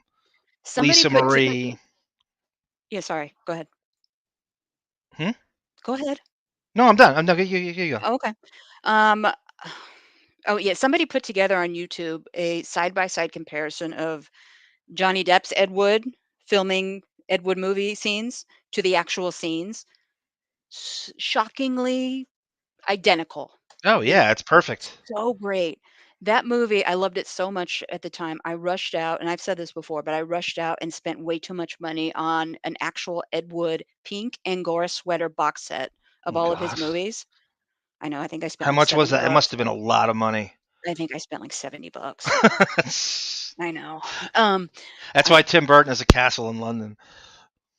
Well, yeah, exactly. I got caught up though in all the hype, and so I'm watching the actual Ed Wood movies, and I'm thinking these really aren't good. Probably my favorite one was Glenn or Glinda out of the 3 that I had. You really watched them all? You did like a Yeah, marathon? I did. It's so funny how they do Slavish, um, everything's perfect, and they don't want to alter one thing. Where when you do comic book movies, they take all liberties in comic book movies, but that's Yeah. got to be verbatim, word for word, and everything's like perfect. And Mhm. Rodney loves your editing. Thank you, Rodney. Thank you. Her monologue was unbelievable. The That cameo monologue appearances. I made you look like, some freak living under a bridge with that fake mouth I put over you. Oh, I liked it. It was so I don't know, Beavis and Butthead kind of thing. Yeah. Oh, what am I talking about? You were actually up there, and that's what your mouth really Oh looks yeah, like. yeah. Sorry. Tonecut's right. Jeffrey Jones, you know his story, right, Sarah? Yes, it's so creepy. Yeah, the big pedo. And he doesn't even play the creepiest one. It's, Bill Murray plays the creepiest one in that movie. Oh yeah, Bunny Breckenridge. Yeah, exactly. I looked him up in New Jersey, and Yeah. I prank called him. All I did, the answer machine went off, and I went, Mexico was a nightmare. Oh, And I go, no. goodbye, penis. That's all I did, and hung up. Yeah, Bunny well, Breckenridge. you were Bill so Murray is brave. great in that movie. He's good friends with Depp. That's when Depp got arrested in New York, Mhm. when they were promoting it. Yeah. Yep. Jeffrey Jones, thank God we don't hear from him anymore knowing what we know. You have a homework assignment at some point. I want you to watch Where the Buffalo Roams with Bill Murray playing Thompson covering the Super Bowl. I will watch And then, that. It's on my list. That doesn't mean I will watch it anytime in the next two decades, though, unfortunately.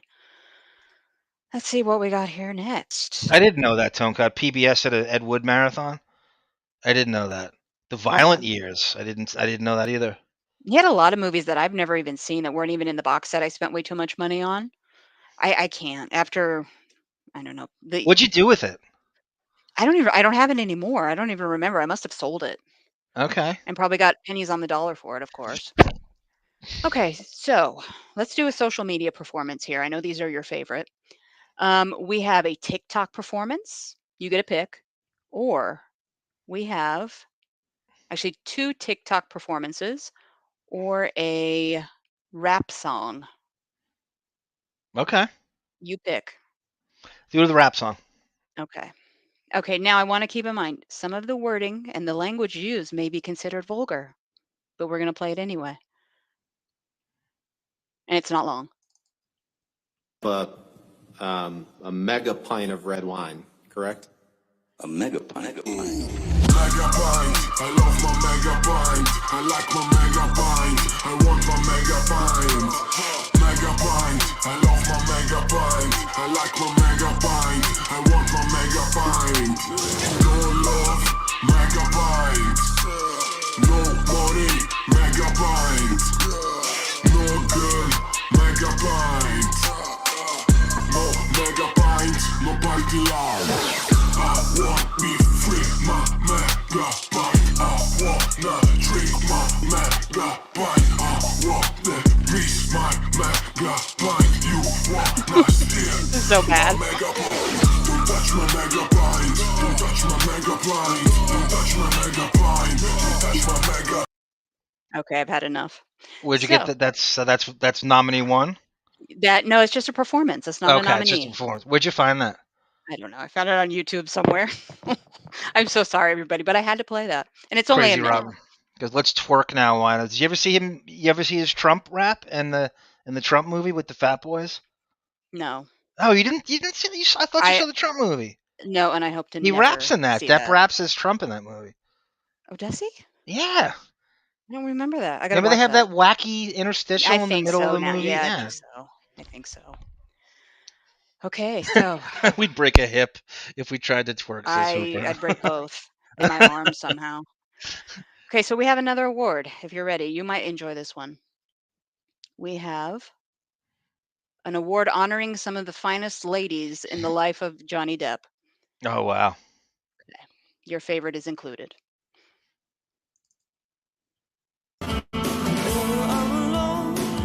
Oh, good choice. Don't talk.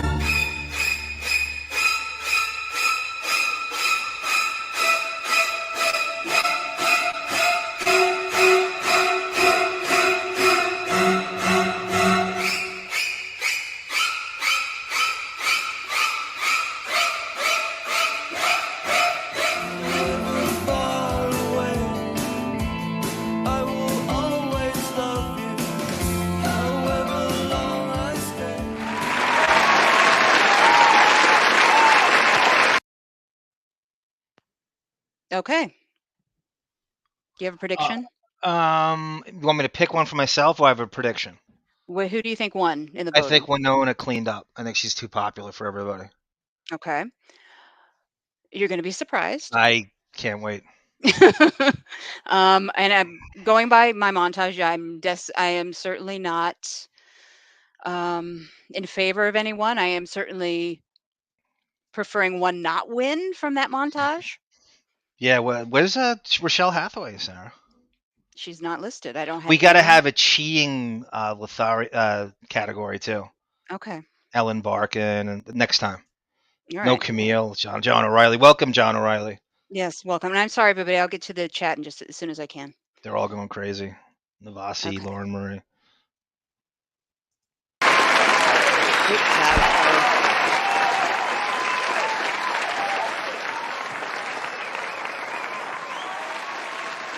Have you ever seen someone across the room and had that feeling of true love at first sight?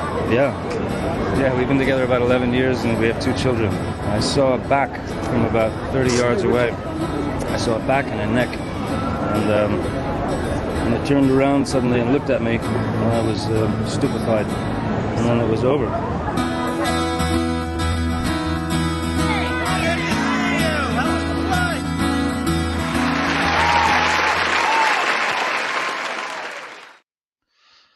Right, that doesn't surprise. I'm thinking about it now, and they got it in the chat. Vanessa Navasi and Lauren Marie, they all got it. Yep. I told you.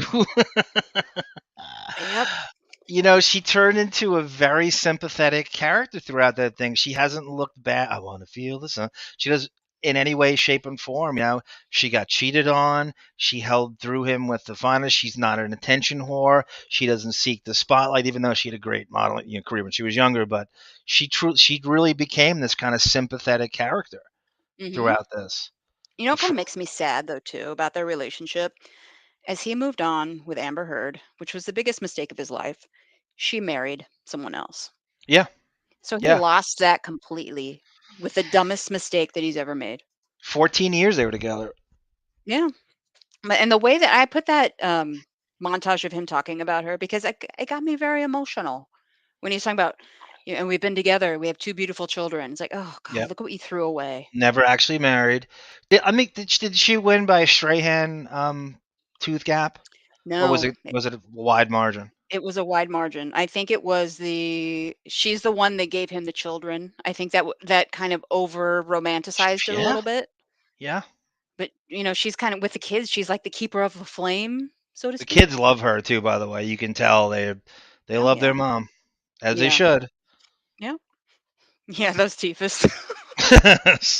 She was a Lenny Kravitz broad too. There's a weird tie-in with him and Zoe Kravitz and Jason Momoa and Lisa Bonet, and she dated Lenny Kravitz in the Viper. He knew her from the Viper Room before that whole thing with the back in France and Polanski and Yeah. the Ninth Gate. And that's their connection too. He was like visiting Polanski or something and went to a party in Paris, and that's where he saw the neck in the back. Crazy Robin and Roddy's got it right. Goes the overemphasis. I saw that back at the hotel, and I was done on that neck, the back, and the neck. My neck, my back, lick my and my anyway. Remember that Something song? about the hot back. Broads with hot backs and the anti-scoliosis. And also Angelina being Jolie. 88 pounds helps. They're always waifs. They're always. I told you. I remember we had the collage of all his broads, and like nobody's even three figures. Everyone's 95 pounds. Yeah, I know. Oh, right, Tone Cott. I had a Dave Perner Depp joke in there, and I deleted it. I didn't delete it. I think I'm going to use it next time. Okay. About going from Depp to Dave Perner, or something like going from John Stockton to John Crotty, or something like that. I don't know what it was. Let's see what we got here next. We have our third nominee for favorite film. Are you ready? Yeah. Okay, we'll talk after. For me, for us, and the idea that this guy, obviously, victimized, hugely, the loves of his life taken from him and sent away to this, horrific place, and had all that time to stew, over the grave injustice, and the sole thought in his mind, the only thing that's kept him alive, because he's virtually dead, the only thing that's kept him alive is the idea of one day being able to pay back, his revenge on these people who've done him so wrong.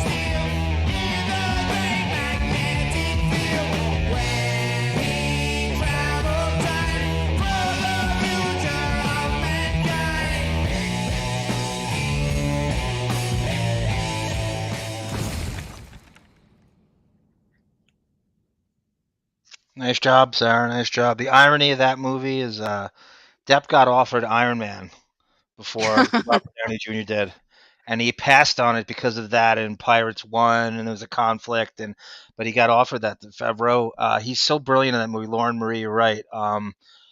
It's and David and Crazy Robin. There, he basically channels David Bowie because he never sang before, so he had to turn that into what, and he agreed to do it. And he's really an underrated singer, but he's certainly channeling David Bowie there. And that's when Alice Cooper recruited him to sing. He's like, "What? You sing in the Sweeney Todd? What do you mean you can't sing?" So he tried to modestly play it down that he can't sing. Mm-hmm. There, my friend, see how they glisten. Oh no, you'll be locked out of sight all these years, my lucky friend. And I'll come home to find you waiting. God. David hates Helena Bonham Carter in that too. I don't know why he hates her. I don't see her in a lot, but I'm tired of her for some reason. Well, she's Burton's female muse and everything. She's the female Depp in the Burton movies. I know. Let's see here. She's crazy. I'm making that montage. I feel like I've seen the movie, but I'm saving my actual viewing of that movie for the Patreon watch along that we're doing next month. Good idea. He's like a Batman villain in that. It's like he's like the makeup. When I see that, and I just think of all the Batman stuff that he's been rumored for and didn't get it, from the Riddler to the Joker to the Scarecrow to, he's basically playing a Batman villain, like serial killer. It's perfect. I could totally see that in Gotham City. He looks almost like a penguin to me. I don't know why. Maybe the hair, kind of. I don't know. Was it Rodney wants me to read this as Depp? A sexy back is one defined by spinous and transverse process. A neck, long and elegant, like a giraffe on the Serengeti. Serengeti. I get your Serengeti between my motherfucking legs. Oh, jeez. Tonka says, get to the in memoriam section of the award show. We don't have that. I'm not that. Oh, that's a great idea. Maybe for next time we'll do that. Next time. Great idea. And oh man. No, it'll be fine. We've got plenty of time for the next one. So totally. Okay, so what year did that movie come out? Remind me. 2007. Okay, so he is still like 2 years before. 607. Yeah. Godzilla takes over.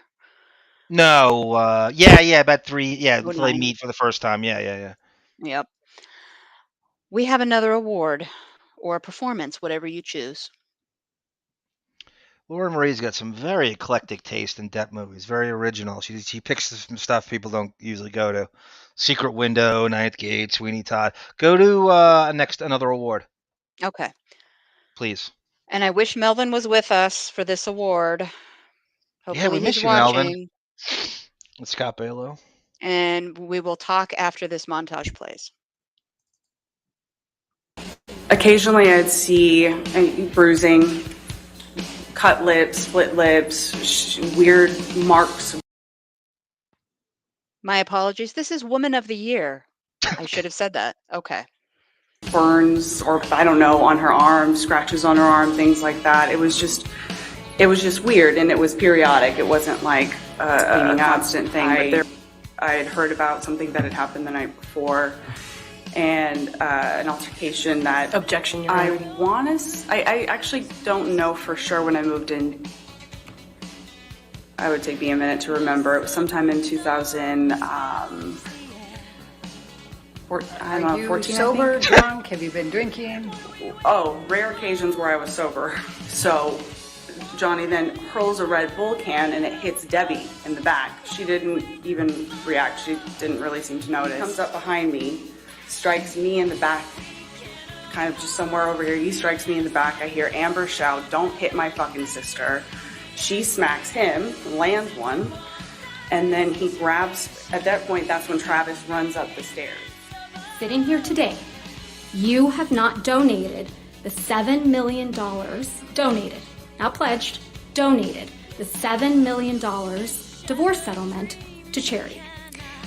I use pledge and donation synonymous with one another. But I don't. Ms. Heard, I don't use it synonymously. That's how donations are paid. Ms. Heard, respectfully. Objection, Your Honor, leading. Objection, Your Honor. Leading Not offered to, it's. and hearsay. Sustained. Your Honor, it's prior consistent statements. It's leading. It's Objection, Your Honor. Hearsay. Sustained. Your Honor, may I approach him? That's fine. Objection, Your Honor. Leading. I'm trying. Objection, Your Honor. Hearsay. I'm going to bunch of object scar to tissue. the. I'm going to object to the extent it calls for hearsay.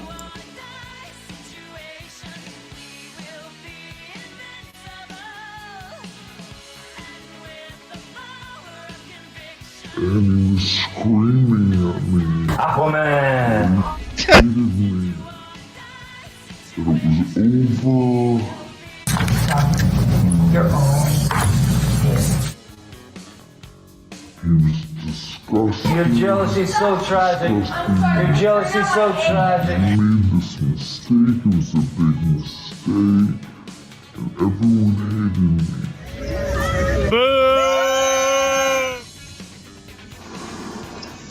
She's the succubus. He just went off on this rant and rave about assuming that she's. You asked questions. I didn't ask a question that launched that. I'm going to sustain the objection. Okay, Next you don't. question. I'll ask this, Okay, Mr. call Gross. Like, get fucked on set. Get fucked with fucking James fucking Franco. Did you hear that? I don't recall. Did you hear him say at least you fucking liked it? No. Did you hear him say I bet you slipped a tongue in there and you liked it? No. Did you to Amber's pussy and asking her if her pussy was wet? Your Honor, lack of concentration. I mean, loudly, 10 times. Amber, get the fuck up. Amber, get the fuck up. Amber, get the fuck up. Get the fuck up. Amber, get the fuck up. Amber, get the fuck up. Get the fuck up. Amber, get the fuck up.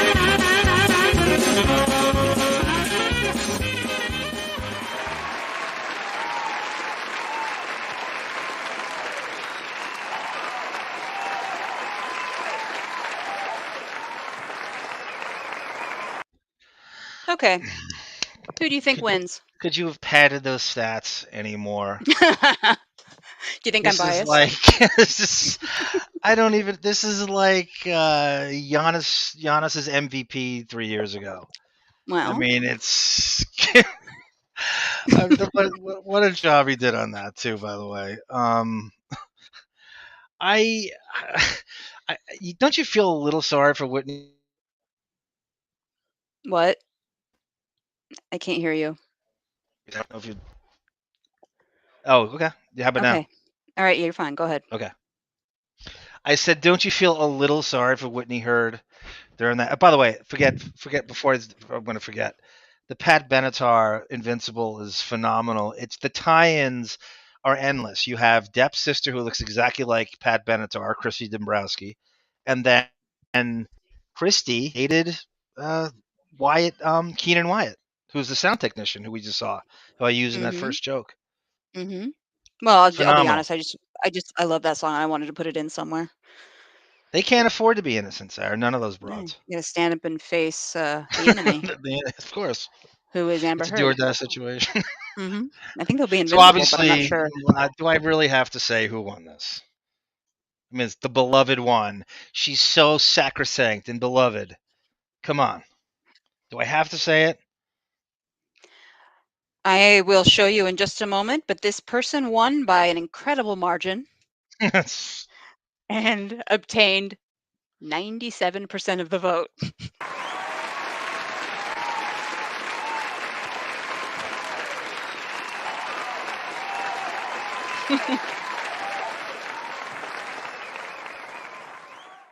Is it shocking? Could you possibly have given her worse competition? This is like the Washington Generals against the Globetrotters. I know. Hey, I wanted her to win. Who came in second place? Who came in second place? You know, I think Elaine came in second place. I wonder, as a sympathetic character, because she's not really, she's sort of just doing her job. Yeah, exactly. Okay. You know, I miss that woman desperately. She'll I turn up truly again. do.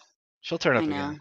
I feel like we bonded when I made the Brita Huff Follies video and put it on her channel. I think I Well, bonded with her. the basic, point of critique of I'm sorry, Rodney. Yeah, Winnie Henriquez. I gotta get that. It doesn't I gotta matter. Doesn't matter. I call her liar. It really was true that Depp's legal team, just obviously off charisma and optics, like it was just it's the ultimate. If anyone's going to hire a lawyer in the future, hire someone you just inherently trust. You just off the optics, but they worked as a team, and they all played off each other and liked each other and huddled up and did like a Redskins fun bunch high five at the end when Depp Yeah. wasn't there. I might add on the last day, and it was Mhm. like Bretta Hoft and Rottenborn, and they didn't collaborate. It was the craziest thing. It's like I they know. didn't know what each other was doing. It was so not that they would have won. I'm just saying there was no teamwork. In addition to them just being completely unlikable, Mhm. there was no cohesion at all. It was crazy. No, I agree. But I will say one thing about Miss Whitney Enriquez. Uh, I believed if I didn't know better, if I didn't know the evidence, I would have believed her. She's completely credible on the stand. Totally, she was easily their best witness. Her or Josh Drew. Yeah, she was a fantastic liar. I never for once, like I said, if I didn't know, I would have said, "Oh, he hit her on Yep. on the stairs." Yep. Thank Yep. God, the evidence said otherwise. So And anyway. think about how terrifying that is to testify, not just for your sister, but she knows she went way later in the trial, and she Mhm. knows she's definitely young enough to know exactly who's watching this, exactly the reach this has had internationally. Could you imagine the terror testifying and knowing they're walking out of there? I'm not feeling sorry for, but they're walking out of there every day to this mob, a literal mob. That's how you know Depp's not canceled. Like if I were his lawyers, I would have been like, does this look like a guy who's canceled, and show like the outside with just legions of people chanting his name? Does this Mhm. look like someone canceled? That's what I would No. have said. I would have recorded them from outside. This doesn't look canceled to me. Mhm. With the Pacas, the alpacas, and all that shit. And the thing too, also, what I noticed in watching it, I was very sad watching Depp's reaction to Whitney Heard because she was one of the few from Heard's team that he tried to make eye contact with in the beginning. Oh, And then totally. he realized because they had done so much for this person, first of all, then he realized, no, she's in this all the way. She's not going to even admit the truth anywhere. And Just say it's your sister. that's when he stopped all eye contact. But Yeah, I don't care if that's your sister. Why would you do that? oh, well, we have a new list. Christina Fitzsimmons, I think, in one of the comments had a great comment. It's not in front of me, but I just wanted to address. She's wrote some fantastic stuff in the comments, and I was going to write back to her, and I just fell asleep. I literally was going to write back. Depp, I think the most charming thing, sweetest thing he said in the entire trial was he was summing up. He was assessing, psychoanalyzing Whitney Heard when he first met her. Mhm. And he said something to the effect of, it just seemed like she missed out on something in life. Yeah. They both come from and there's a 3rd sister, by the way, that nobody ever talks about, and she's kind of like Oh yeah, she's like the Osborne sister they never talk about. yeah, but I think it's more of a, I don't know her name, but I think it's more of a she kinda cut them all out of her life because of the abuse Yeah. in that family, and just look at how it's affected all of them. Like, having an abusive father, and I don't wanna call the mother passive, but, she was the mother in an abusive household, um, how that affects your children and just how fucked up, any abuse from a parent is in your life and your long-term life and how, anyway, I can't relate, thank It God. probably makes the siblings closer. Yeah. Sarah probably makes her siblings closer when that goes on. I Mhm. would think. No, David, I have not seen the Camille thing on TMZ yet. I keep forgetting to watch that. I don't. Was it a segment or was it just a blurb? Did you see that, Sarah? She did like a weird thing No, for I don't. I TMZ. haven't seen it. Mm-mm. Um, TMZ is so weird with the Depp stuff. They're so two-faced. Like they're back and forth. First they released the Amber Heard thing, and then it just buried him in the beginning in 16. Then they're backtracking to the guy defects from TMZ and he testifies during the trial, and then TMZ walks it back, and they're so two-faced poser. Like the way they would just vacillate and flip-flop all the time. You know Mhm. what I mean? Like the whole she used them a few times during the thing. They're such posers, all of them. Yeah. Well, look who is in charge of the TMZ thing. He is such a scumbag. Harvey Levin. Yes. Howard's building. Harvey Levin from the Millennium Yeah. Towers. Well, Smokey Robinson's facelift. Oh God, David, that's so creepy. That's one of the weirdest plastic surgeries ever. mhm. Okay, so since you chose an award last time, we now have to watch a performance. I know you're excited. We have. I'm gonna might skip the TikTok one. I think everybody's seen it 100 times, unless the chat wants it.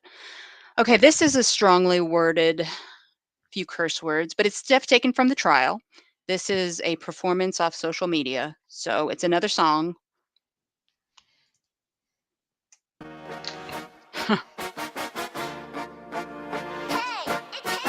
People delivery. People delivery.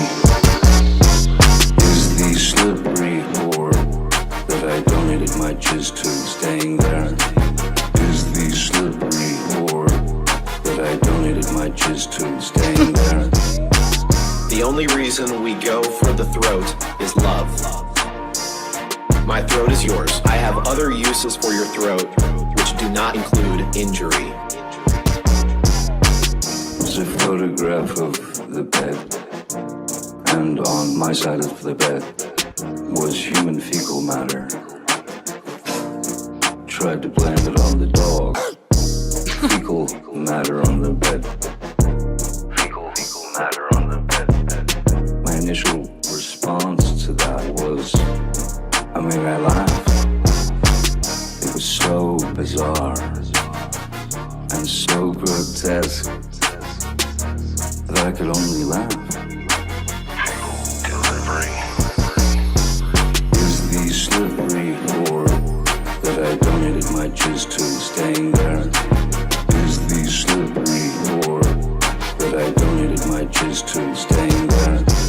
But I did not punch you, I was hitting you. But I did not punch you, I was hitting you. But I did not punch you, I was hitting you. But I did not punch you, I was hitting you. Bang, bang. You poured yourself a mega pint of lime. A mega pint? A mega pint of lime. I poured myself a large glass of wine. A mega pint. A mega pint of lime. My dog stepped on a bee. Okay, and with that, that is a performance. Bravo to our content providers on social media for that. That was actually maybe I one thought of you my did favorites. No, I didn't do that. That's really well done. That would I be know. like a #1 single on iTunes, beating Depp and Beck in Mhm. their actual performance. That was really good. That was I know. really good. It's one, but when he gets to the bee thing, which is so overdone for me, I'm like, okay. Sarah, So Brendan loves your Benny Hill music, by the where way. am I at here? Sorry, I'm Fuji catching up. Vice. Oh, okay. He loves your Benny Hill music. So do I. I can't believe people even know what that's such a antiquated. Like, when was the last time they showed that in any capacity on TV? I know. I love that you watched Benny Hill. It's not necessarily exactly a broad show. No, I don't watch Benny Hill, but I love that music. And it fits my beloved Brita Hoff so well. Okay, what do we got? Hold on. By the way, chat, and Sarah, of course. Mm. How much does Amber Heard look like? Does anybody know the actress Chloe Sevigny? Yes. God damn it! Is she not a dead? She looks more like her than she does like Amber Heard. Yeah. Or if they had a kid, it's crazy. I can't I stop see thinking it. about it. Yeah. Totally. Thank you, Brendan. Yes, I'll put that up in just a second here. Okay, we have our final nominee for favorite film discussed on WINO Forever, the Depping podcast this year. Again, this is beautiful. I love this movie, and I can't decide between this personally. Can't decide between this and Ed Wood, and I'm glad you all decided for me. Okay, here we go. We'll talk when it's done. I approached James Bulger as a human being who, was multifaceted and did have a side to him that was human, loving, and all that, and then he had his business, and as we all know, There are certain businesses out there that the language of that work is violence.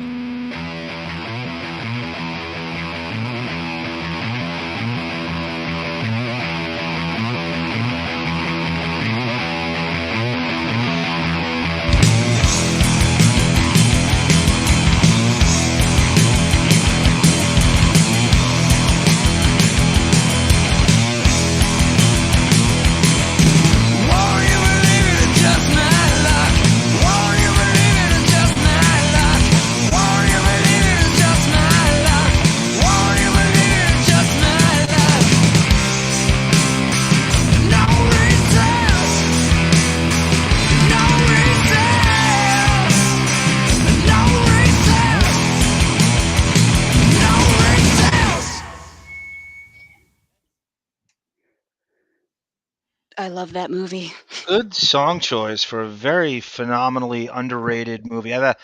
One of our next shows. I have a category. There's a couple categories regarding that. One of them is best crime biopic and most underrated performance. Even though that could be his best, I think that's his. Can you believe that's the same guy who did Sweeney Todd?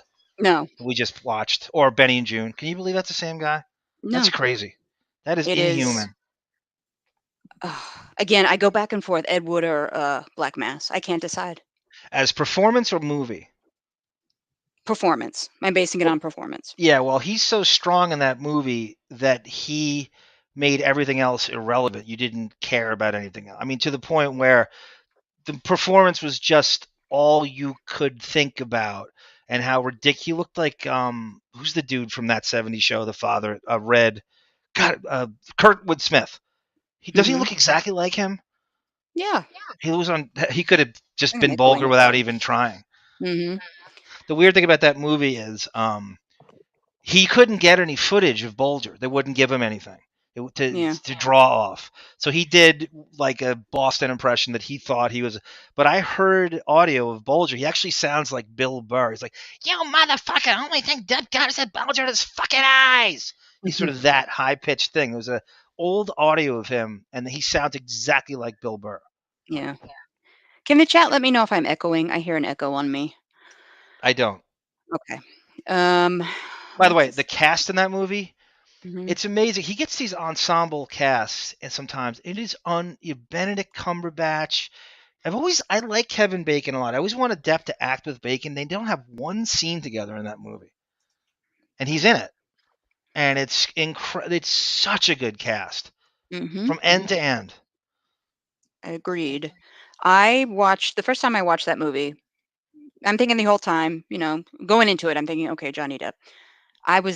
He was not Johnny Depp anymore. 2 seconds in for me, and probably I've said it before here, one of the best scenes I've ever witnessed in a movie Oh, I know where you're going. was when he strangled that prostitute.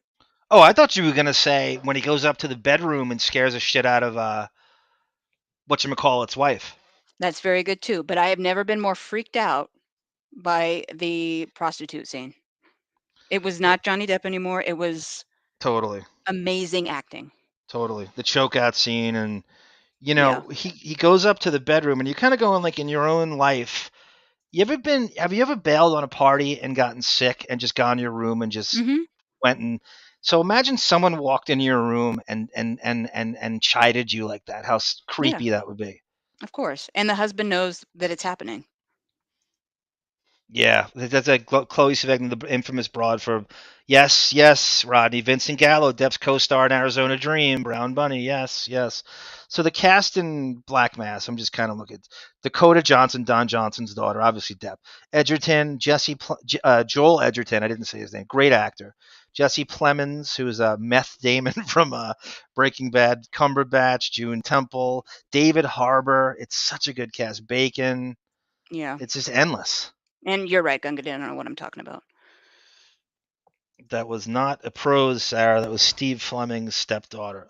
Yeah. But that's such. I mean, that's again a lot of his crime biopic dramas could be a mini series on like these days. On one of the streaming services that could easily be one. Brasco could, Blow could. So that's what I think.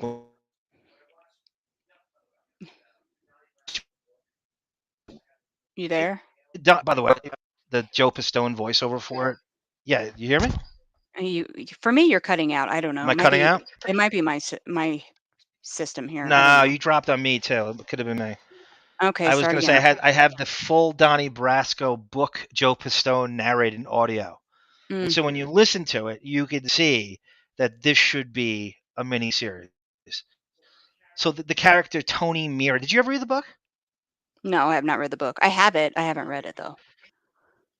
Tony Mira is got more of a role in the book than Lefty does, like by far, and he's not in the movie at all. They don't have him. It was crazy they didn't use him because I read the book just before I saw the movie, and I couldn't believe they didn't use him in the movie. Yeah, I gotta know why they didn't use him.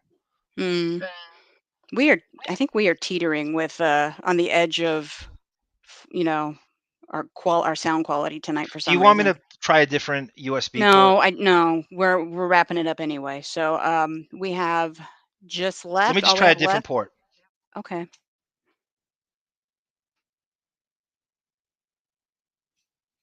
Let me know when you're back. And if you can hear me, you're going to have to unmute yourself.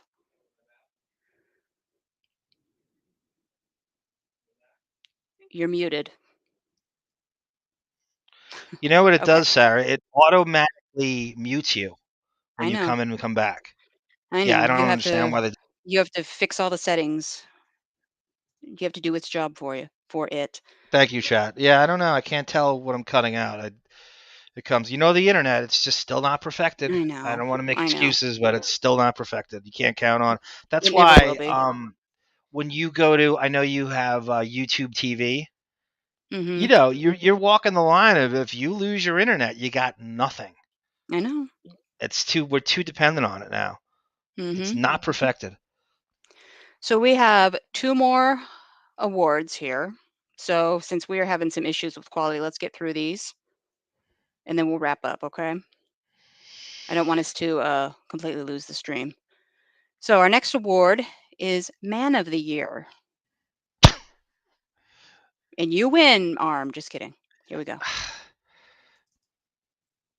Actual malice, but also going the extra mile of showing that Ms. Heard physically abused him. She's the abuser in this courtroom. It's about showing Mr. Depp's children, Lily Rose and Jack, that the truth is worth fighting for. It is. And it's about restoring Mr. Depp's name and standing in the community to the fullest extent that you can. And you can do something.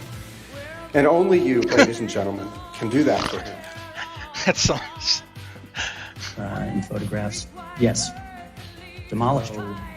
There are 2 police officers, one domestic violence trained female police officer, who testified over and over and over that there was no damage to the penthouse, which Ms. Heard claimed was destroyed. That's a direct quote.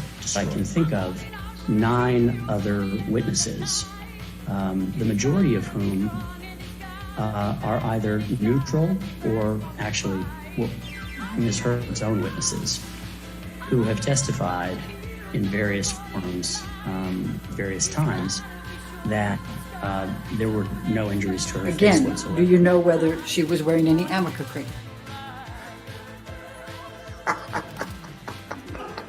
Sir, if you could just answer I'm this sorry. question. I'm totally sorry. Okay, I'm sorry. go ahead. I think that's withdrawn. Go ahead. You can answer the question. Oh. You testified already. You're pretty angry with Ms. Heard, right?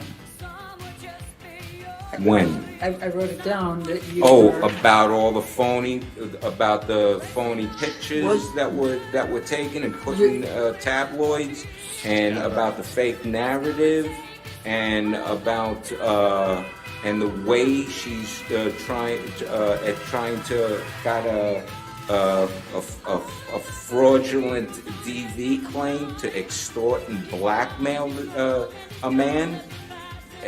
Yeah, that kind of got me frustrated, confused, angry, upset.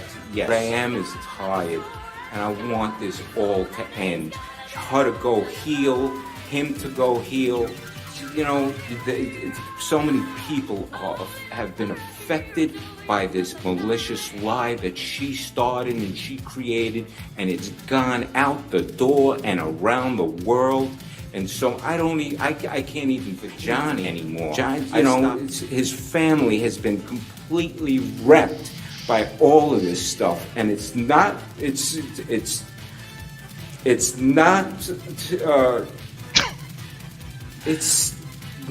fair. It's not right what she did and what happened for so many people to get affected from this. It's insane. Went in the house and saw Mr. Depp in the foyer, correct? Yes, correct. And Mr. Depp was trying to urinate in the foyer, wasn't he? No. Mr. Depp had his penis out of his pants, didn't he? Was human fecal matter a megapint? What did you say in response when Miss Heard said, "Tell the world, Johnny, tell them Johnny Depp, I, Johnny Depp, a man, I'm a victim too of domestic violence"? I said yes. I am.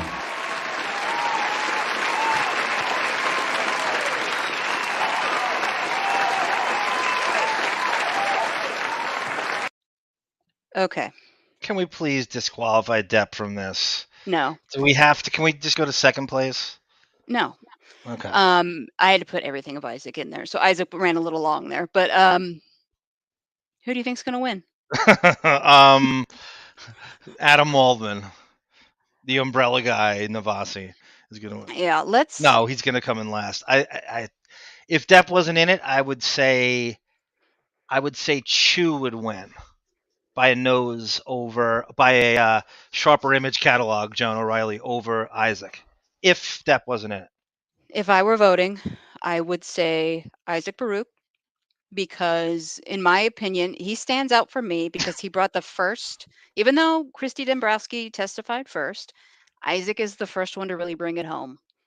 Remember, he did a master class on if anybody, and then, you know, the John O'Reillys of the world and a lot of the legalese people would say, a masterclass on how to be a witness, and just in terms of just going off on a rant and taking it on your own shield and not letting them direct you, and just sort of bullying the lawyer and just not letting them direct you, you know, just a complete runaway kamikaze witness. I guess you can do that, because if ever I'm a witness, I'm going to do exactly that.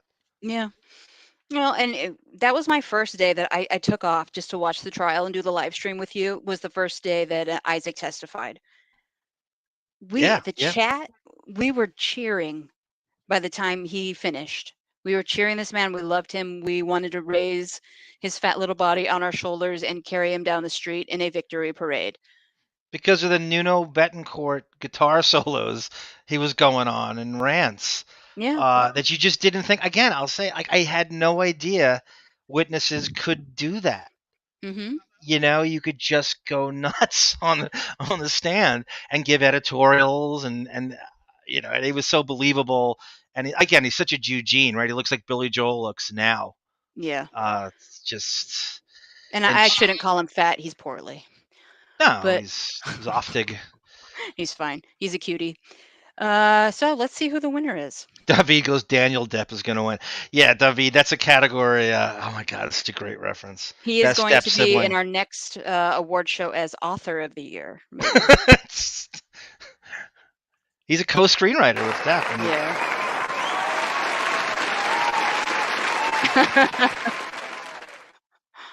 Are you shocked? Yeah, I'm shocked. I know. He's just giving him every award. That's even funnier. Including actual malice. Sorry, let me replay that. Okay, the margin of victory on that one. What do you think it was? Depp 99%. One person I think you're voted right. for. You're very close. You know who the person was? Just to be contrarian, I think I voted for Chu with one of my accounts.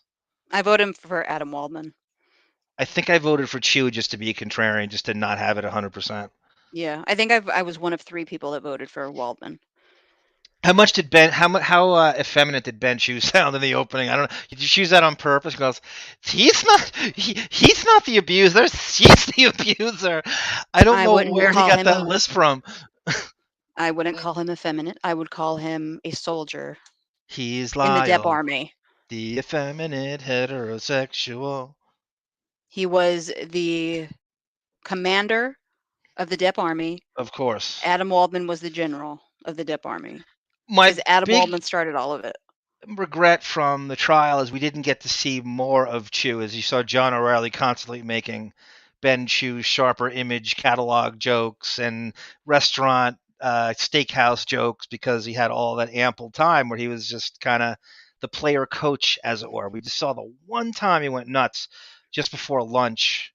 I don't know, was it like a weekend he finally went up there and went crazy? He was really good too. I wish we saw more of him. Yeah.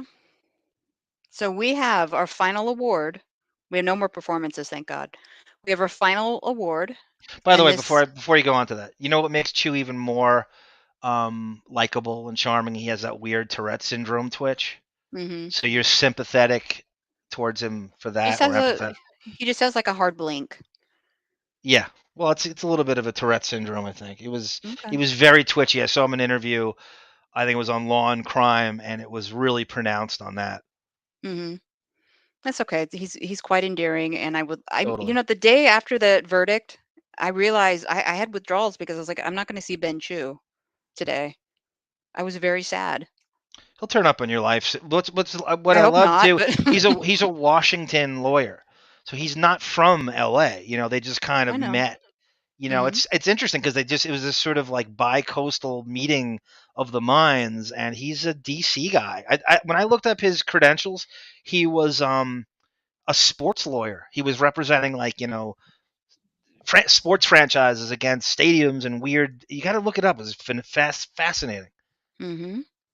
Oh, Bon Jovial, welcome, sir. We talk about you. Been loving the show today. Thank you for sitting in on the last Deppening. You're going to come back again when we do the punk rock episode with Jason Priestley, his first. Thank you, Bon Jovial. Yep. She's right. Sarah was amazing. That is a phenomenal job she did. Thank you. I'm trying to wait for this next screen to come up here, and here we go. All right, hold on. We have the winner of our favorite film, and a quick recap of the nominees. So sit back and enjoy.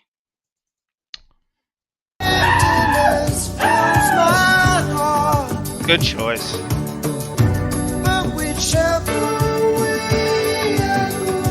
I come back to the place you are. All my instincts, We have to tell him. they return. The grand facade so soon will burn. I love him! Yeah? Well, you are crazy. Without my pride, June! Can I help you? Yeah, I hope so. Johnny Depp, Mommy? the light, the heat, Mary Stuart Masterson, Aidan Quinn, Benny and June. A romance on the brink of reality. Phenomenal trailer. You know what I love the most about that? I thought it was Hold a on. family Yeah. secret. Okay, what? No, go ahead. Play it out. Okay, all right. It's a recipe. No.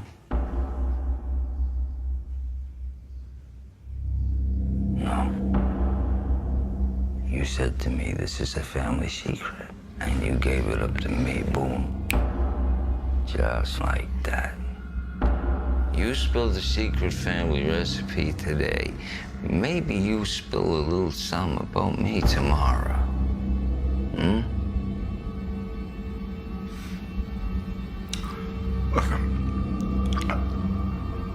I was just saying that. You were just saying. Just saying gets people sent away. Just saying got me a 9-year stretch in Alcatraz. You understand? So, just saying could get you buried real quick.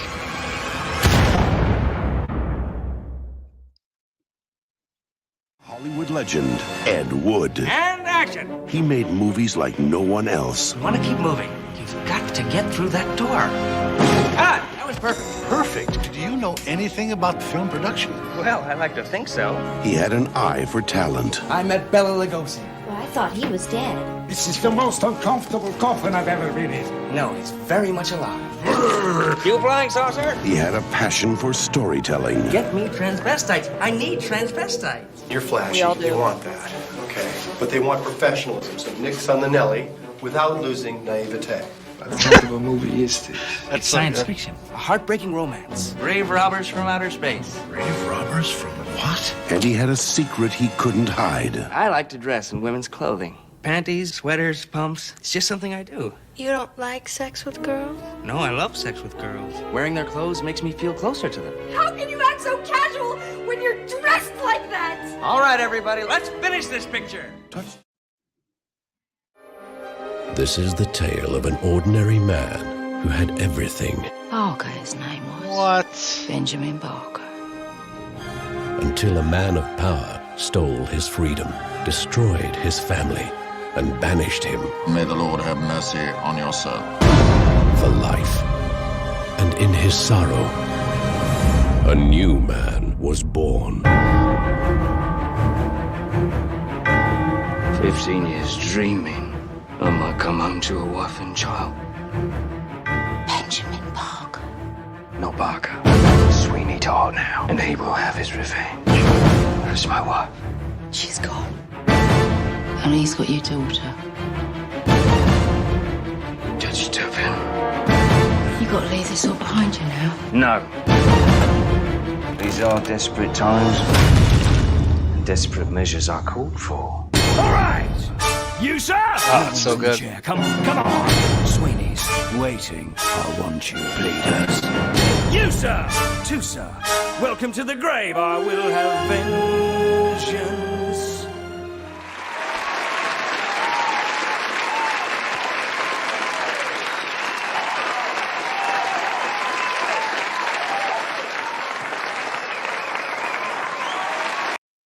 Okay, who wins? That's a good. You got 4 tough ones. This is tough. I'm gonna try to guess what the humanoids would do. Better look at some of the barracudas I've seen you with, Brain. Alan Rickman, you're right, Rodney. He's great in that. Depp is so good in that scene. That scream he has. Do you have to be a chain smoker to do that? Oh, He's I know. a Sure great no. scream. That's phenomenal. I forgot how good that scene was. Jesus Christ. Yeah, David C. I'm going to say Ed Wood is the most beloved in retrospect, in terms of hindsight, years later. Mm-hmm. It should have made more money when in the theater. It didn't make the most money, but I do think cut to 2022 that Ed Wood might be the favorite out of those 4. Yep. I would, if I didn't know, I would go with Black Mass all day long. Probably. I would too. Yeah, the Bon Jovial's asking for. Bon Jovial, I know. That performance is so effing good. I dare anybody to choose anybody that was nominated in the Academy that year over his performance in Black. It's not even close. Put him against stupid DiCaprio in that fucking... It's not even close. Of course. What are they thinking? Of course. Thank you, John O'Reilly, by the way. Thank you. I he's the appreciate best. that. So... let's play I'm going to this. say Ed Wood. I don't know. All right. I want to thank, before I play this, I want to thank everybody, and before we wrap it up, for voting. We got a lot of votes, more than I thought we would ever get. And probably in a couple months, we're going to go ahead and start voting for another episode of this. Well, I'm going to read off the new... when we're done. Everybody should submit their potential award category topics to the Depppening@gmail. Take anything, honestly. To keep, I'll read off a few just to give you a little breaking, point. Okay, let's play this, and then we'll do that.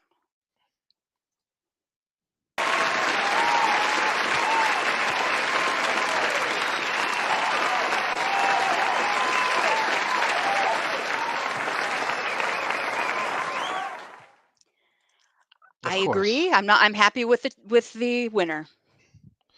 Oh, Ed thank Wood you, won. Crazy Robin. There's Christina Fitzsimmons. We were just talking about you, ex-Stina. C-Fitz. Yeah. And we talk about how Depp was so sweet during the trial when he said about Whitney Heard.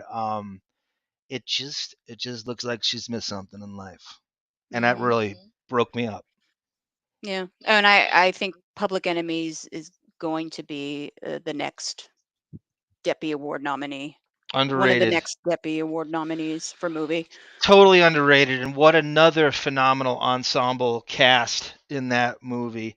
I just feel like Ed Wood's one of those movies that got stronger as the years went on. People did not appreciate it when it came out. I think I accounted for 50% of the box office by myself on Long Island in a Patchogue movie theater off the LIE heading east. And I couldn't believe, I don't think it made more than the low seven figures, like literally 2 million, 3 million bucks, maybe 5 million, something like that. Crazy. Got stronger as it went on. I think Ed Wood, after the voting was done, Ed Wood won, I think, with 45% of the vote. I'm happy with it, though. Rodney goes, so Arm's not impressed. DiCaprio got real dirty to play a fake survivalist and fight a CGI bear in the woods. That's exactly what it did. And Mumble, I think he had 3 speaking lines in the whole movie. Yep. Well, let's catch up on chat as we end here. But what are your ideas for topics, award topics? Well, read Bon Jovial's comment there before you. Okay. Depp won't go and do campaigning. You have to do to get nominated, win an Oscar. Yep. You have to go to Hollywood functions and kiss ass, and there's no chance Depp was going to do that in 2015 or ever. No, I agree.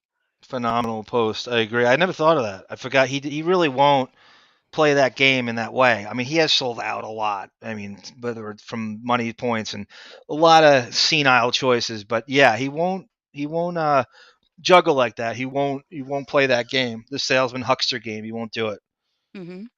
So these are just sums I have for future categories, just to whet the palate of what you could do. Yeah, Best write this one down. What? Write this one down that's on the screen, by the way, if you don't already have it. Best cameo in Tusk. Wow, Lauren, that's the prequel to Yoga Hosers, the Lily Rose movie. My God. Okay, go ahead. I'm sorry. Okay. Best female co-star. So you're going through Winona and Mary Stuart Masterson and Helena Bonham Carter and Sarah Jessica Parker, blah, blah, blah. It's a really extensive list. I'm just going, I just quickly wrote this before we went on. Most wanted female co-star. Who hasn't he ever worked with that you'd love to see him co-star with broad-wise?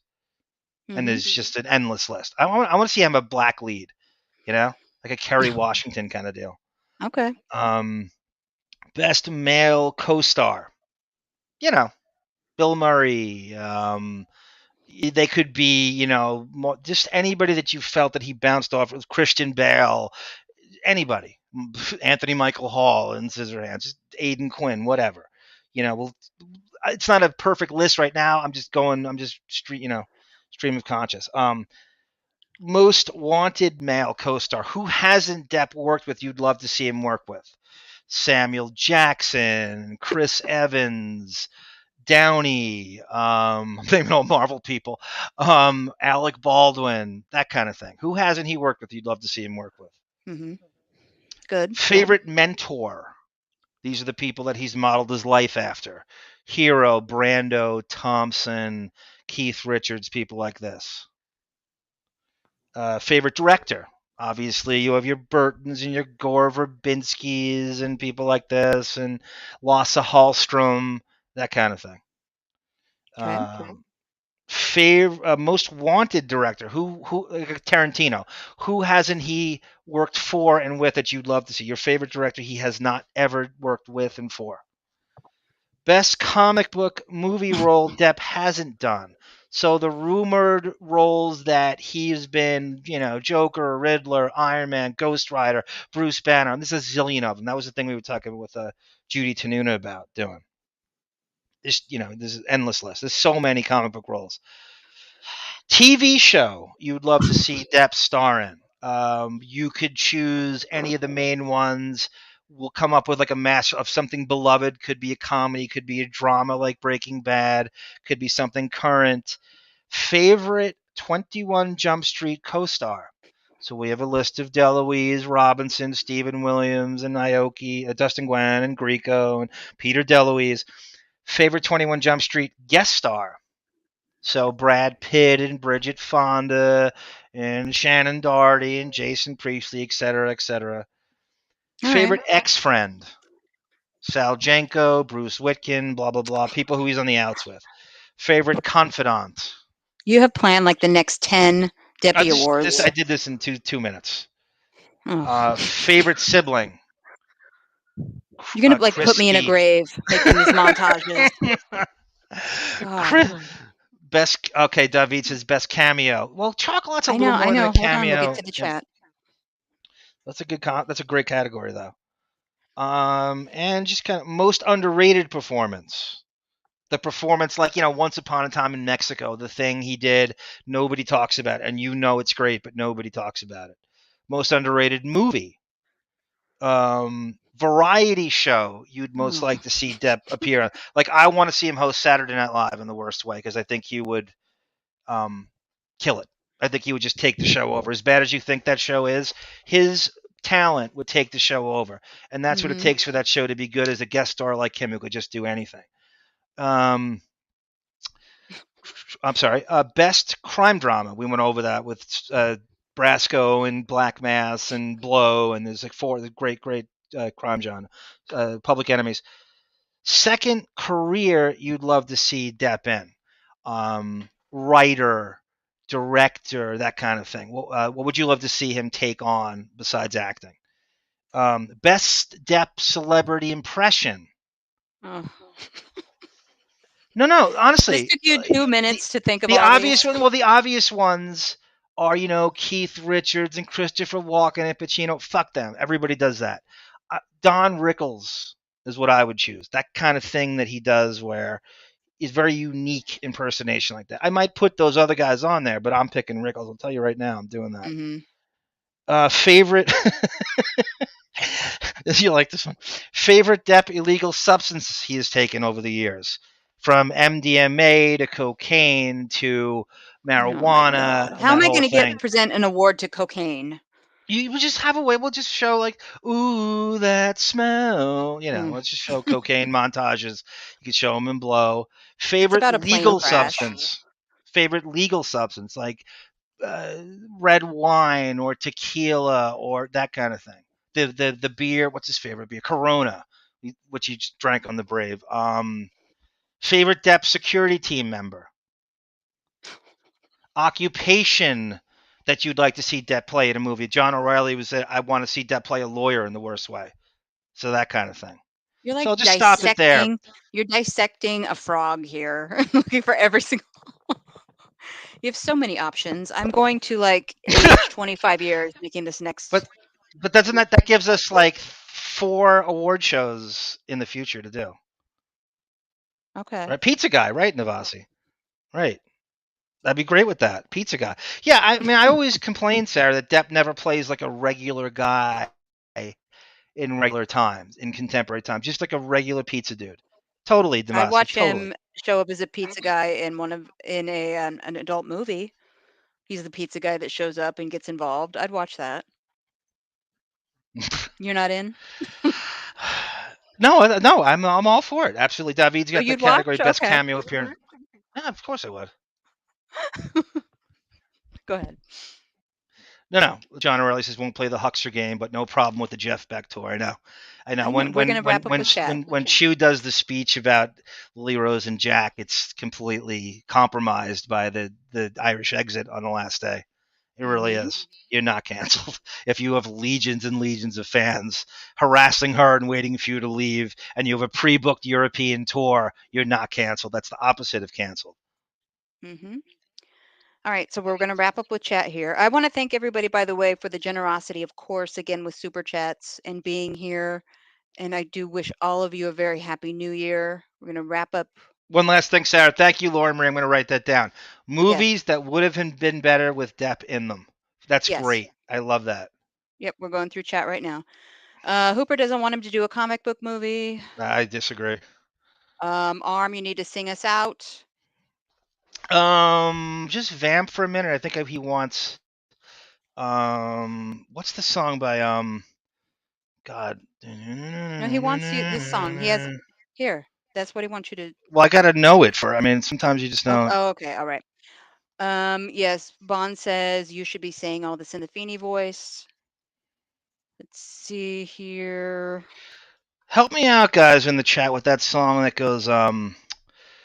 You go, I met my nun in an apartment store. Na, na, na, na, na, na.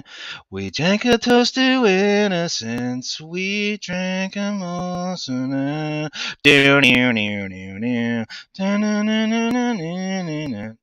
Old Van. It's not Old Van Zandt, but if they use it, they use the New Year's song at the end of it. Who is that? Who does that damn song? I don't know. It's an old kind of. It's like kind of like mom rock. Jesus Christ, what is his name? Fogelberg, Dan Fogelberg. Dan Fogelberg. I think that's what they want to hear. Dan Fogelberg, old Von. That's okay. I think let's pull the lyrics up here. It's been a long time since I. Okay, ready? Sure. Let me just give it a try. I met my lover in the grocery store. The snow was falling Christmas Eve. I stood behind her in the frozen foods and I touched her on the sleeve. She didn't recognize the face at first and her eyes flew open wide. She went to hug me and she spilled her purse and we laughed and we cried. We drank a toast to innocence. We drank a drink or two. We tried to drain the emptiness, but either one know who. Just for a moment I was back at school, and I felt that old familiar pain. And as I turned to make my way back home, snow turned into rain. I don't know what the hell you just sang, but you got us a super chat. Thank you, Hooper. I think they know that song. And then at the end of that song, they play like the New Year's theme. Very sad song. Old Von's old. How do you say that? Old Brendan Lang. I can never say it. That's why I didn't say it. Yeah, it's tough to say. You never heard that song? No, I know it. I can never say it. I don't know what you just sang. One of the main lines, it goes, we drank a toast to innocence. We drank a toast to time. Relieving in our eloquence another old lang syne. I don't know. That's kind of the what? I think he's referring to the "Let Old Acquaintance Be Forgot," that New Year's Eve song that everybody. Yeah. But it's a sad song. Okay. Brutal. The whole arrangement, the way, because at the end they play a saxophone at the end, and it kind of leads it out. It's brutal. Mm-hmm. You're quite the character, Mr. Arm. Well, they asked for it. I didn't volunteer that. They asked for it. They got what they wanted. I do it for the people. All right. Well, Hooper, I hope you're happy with that version. So thank you for the super chat.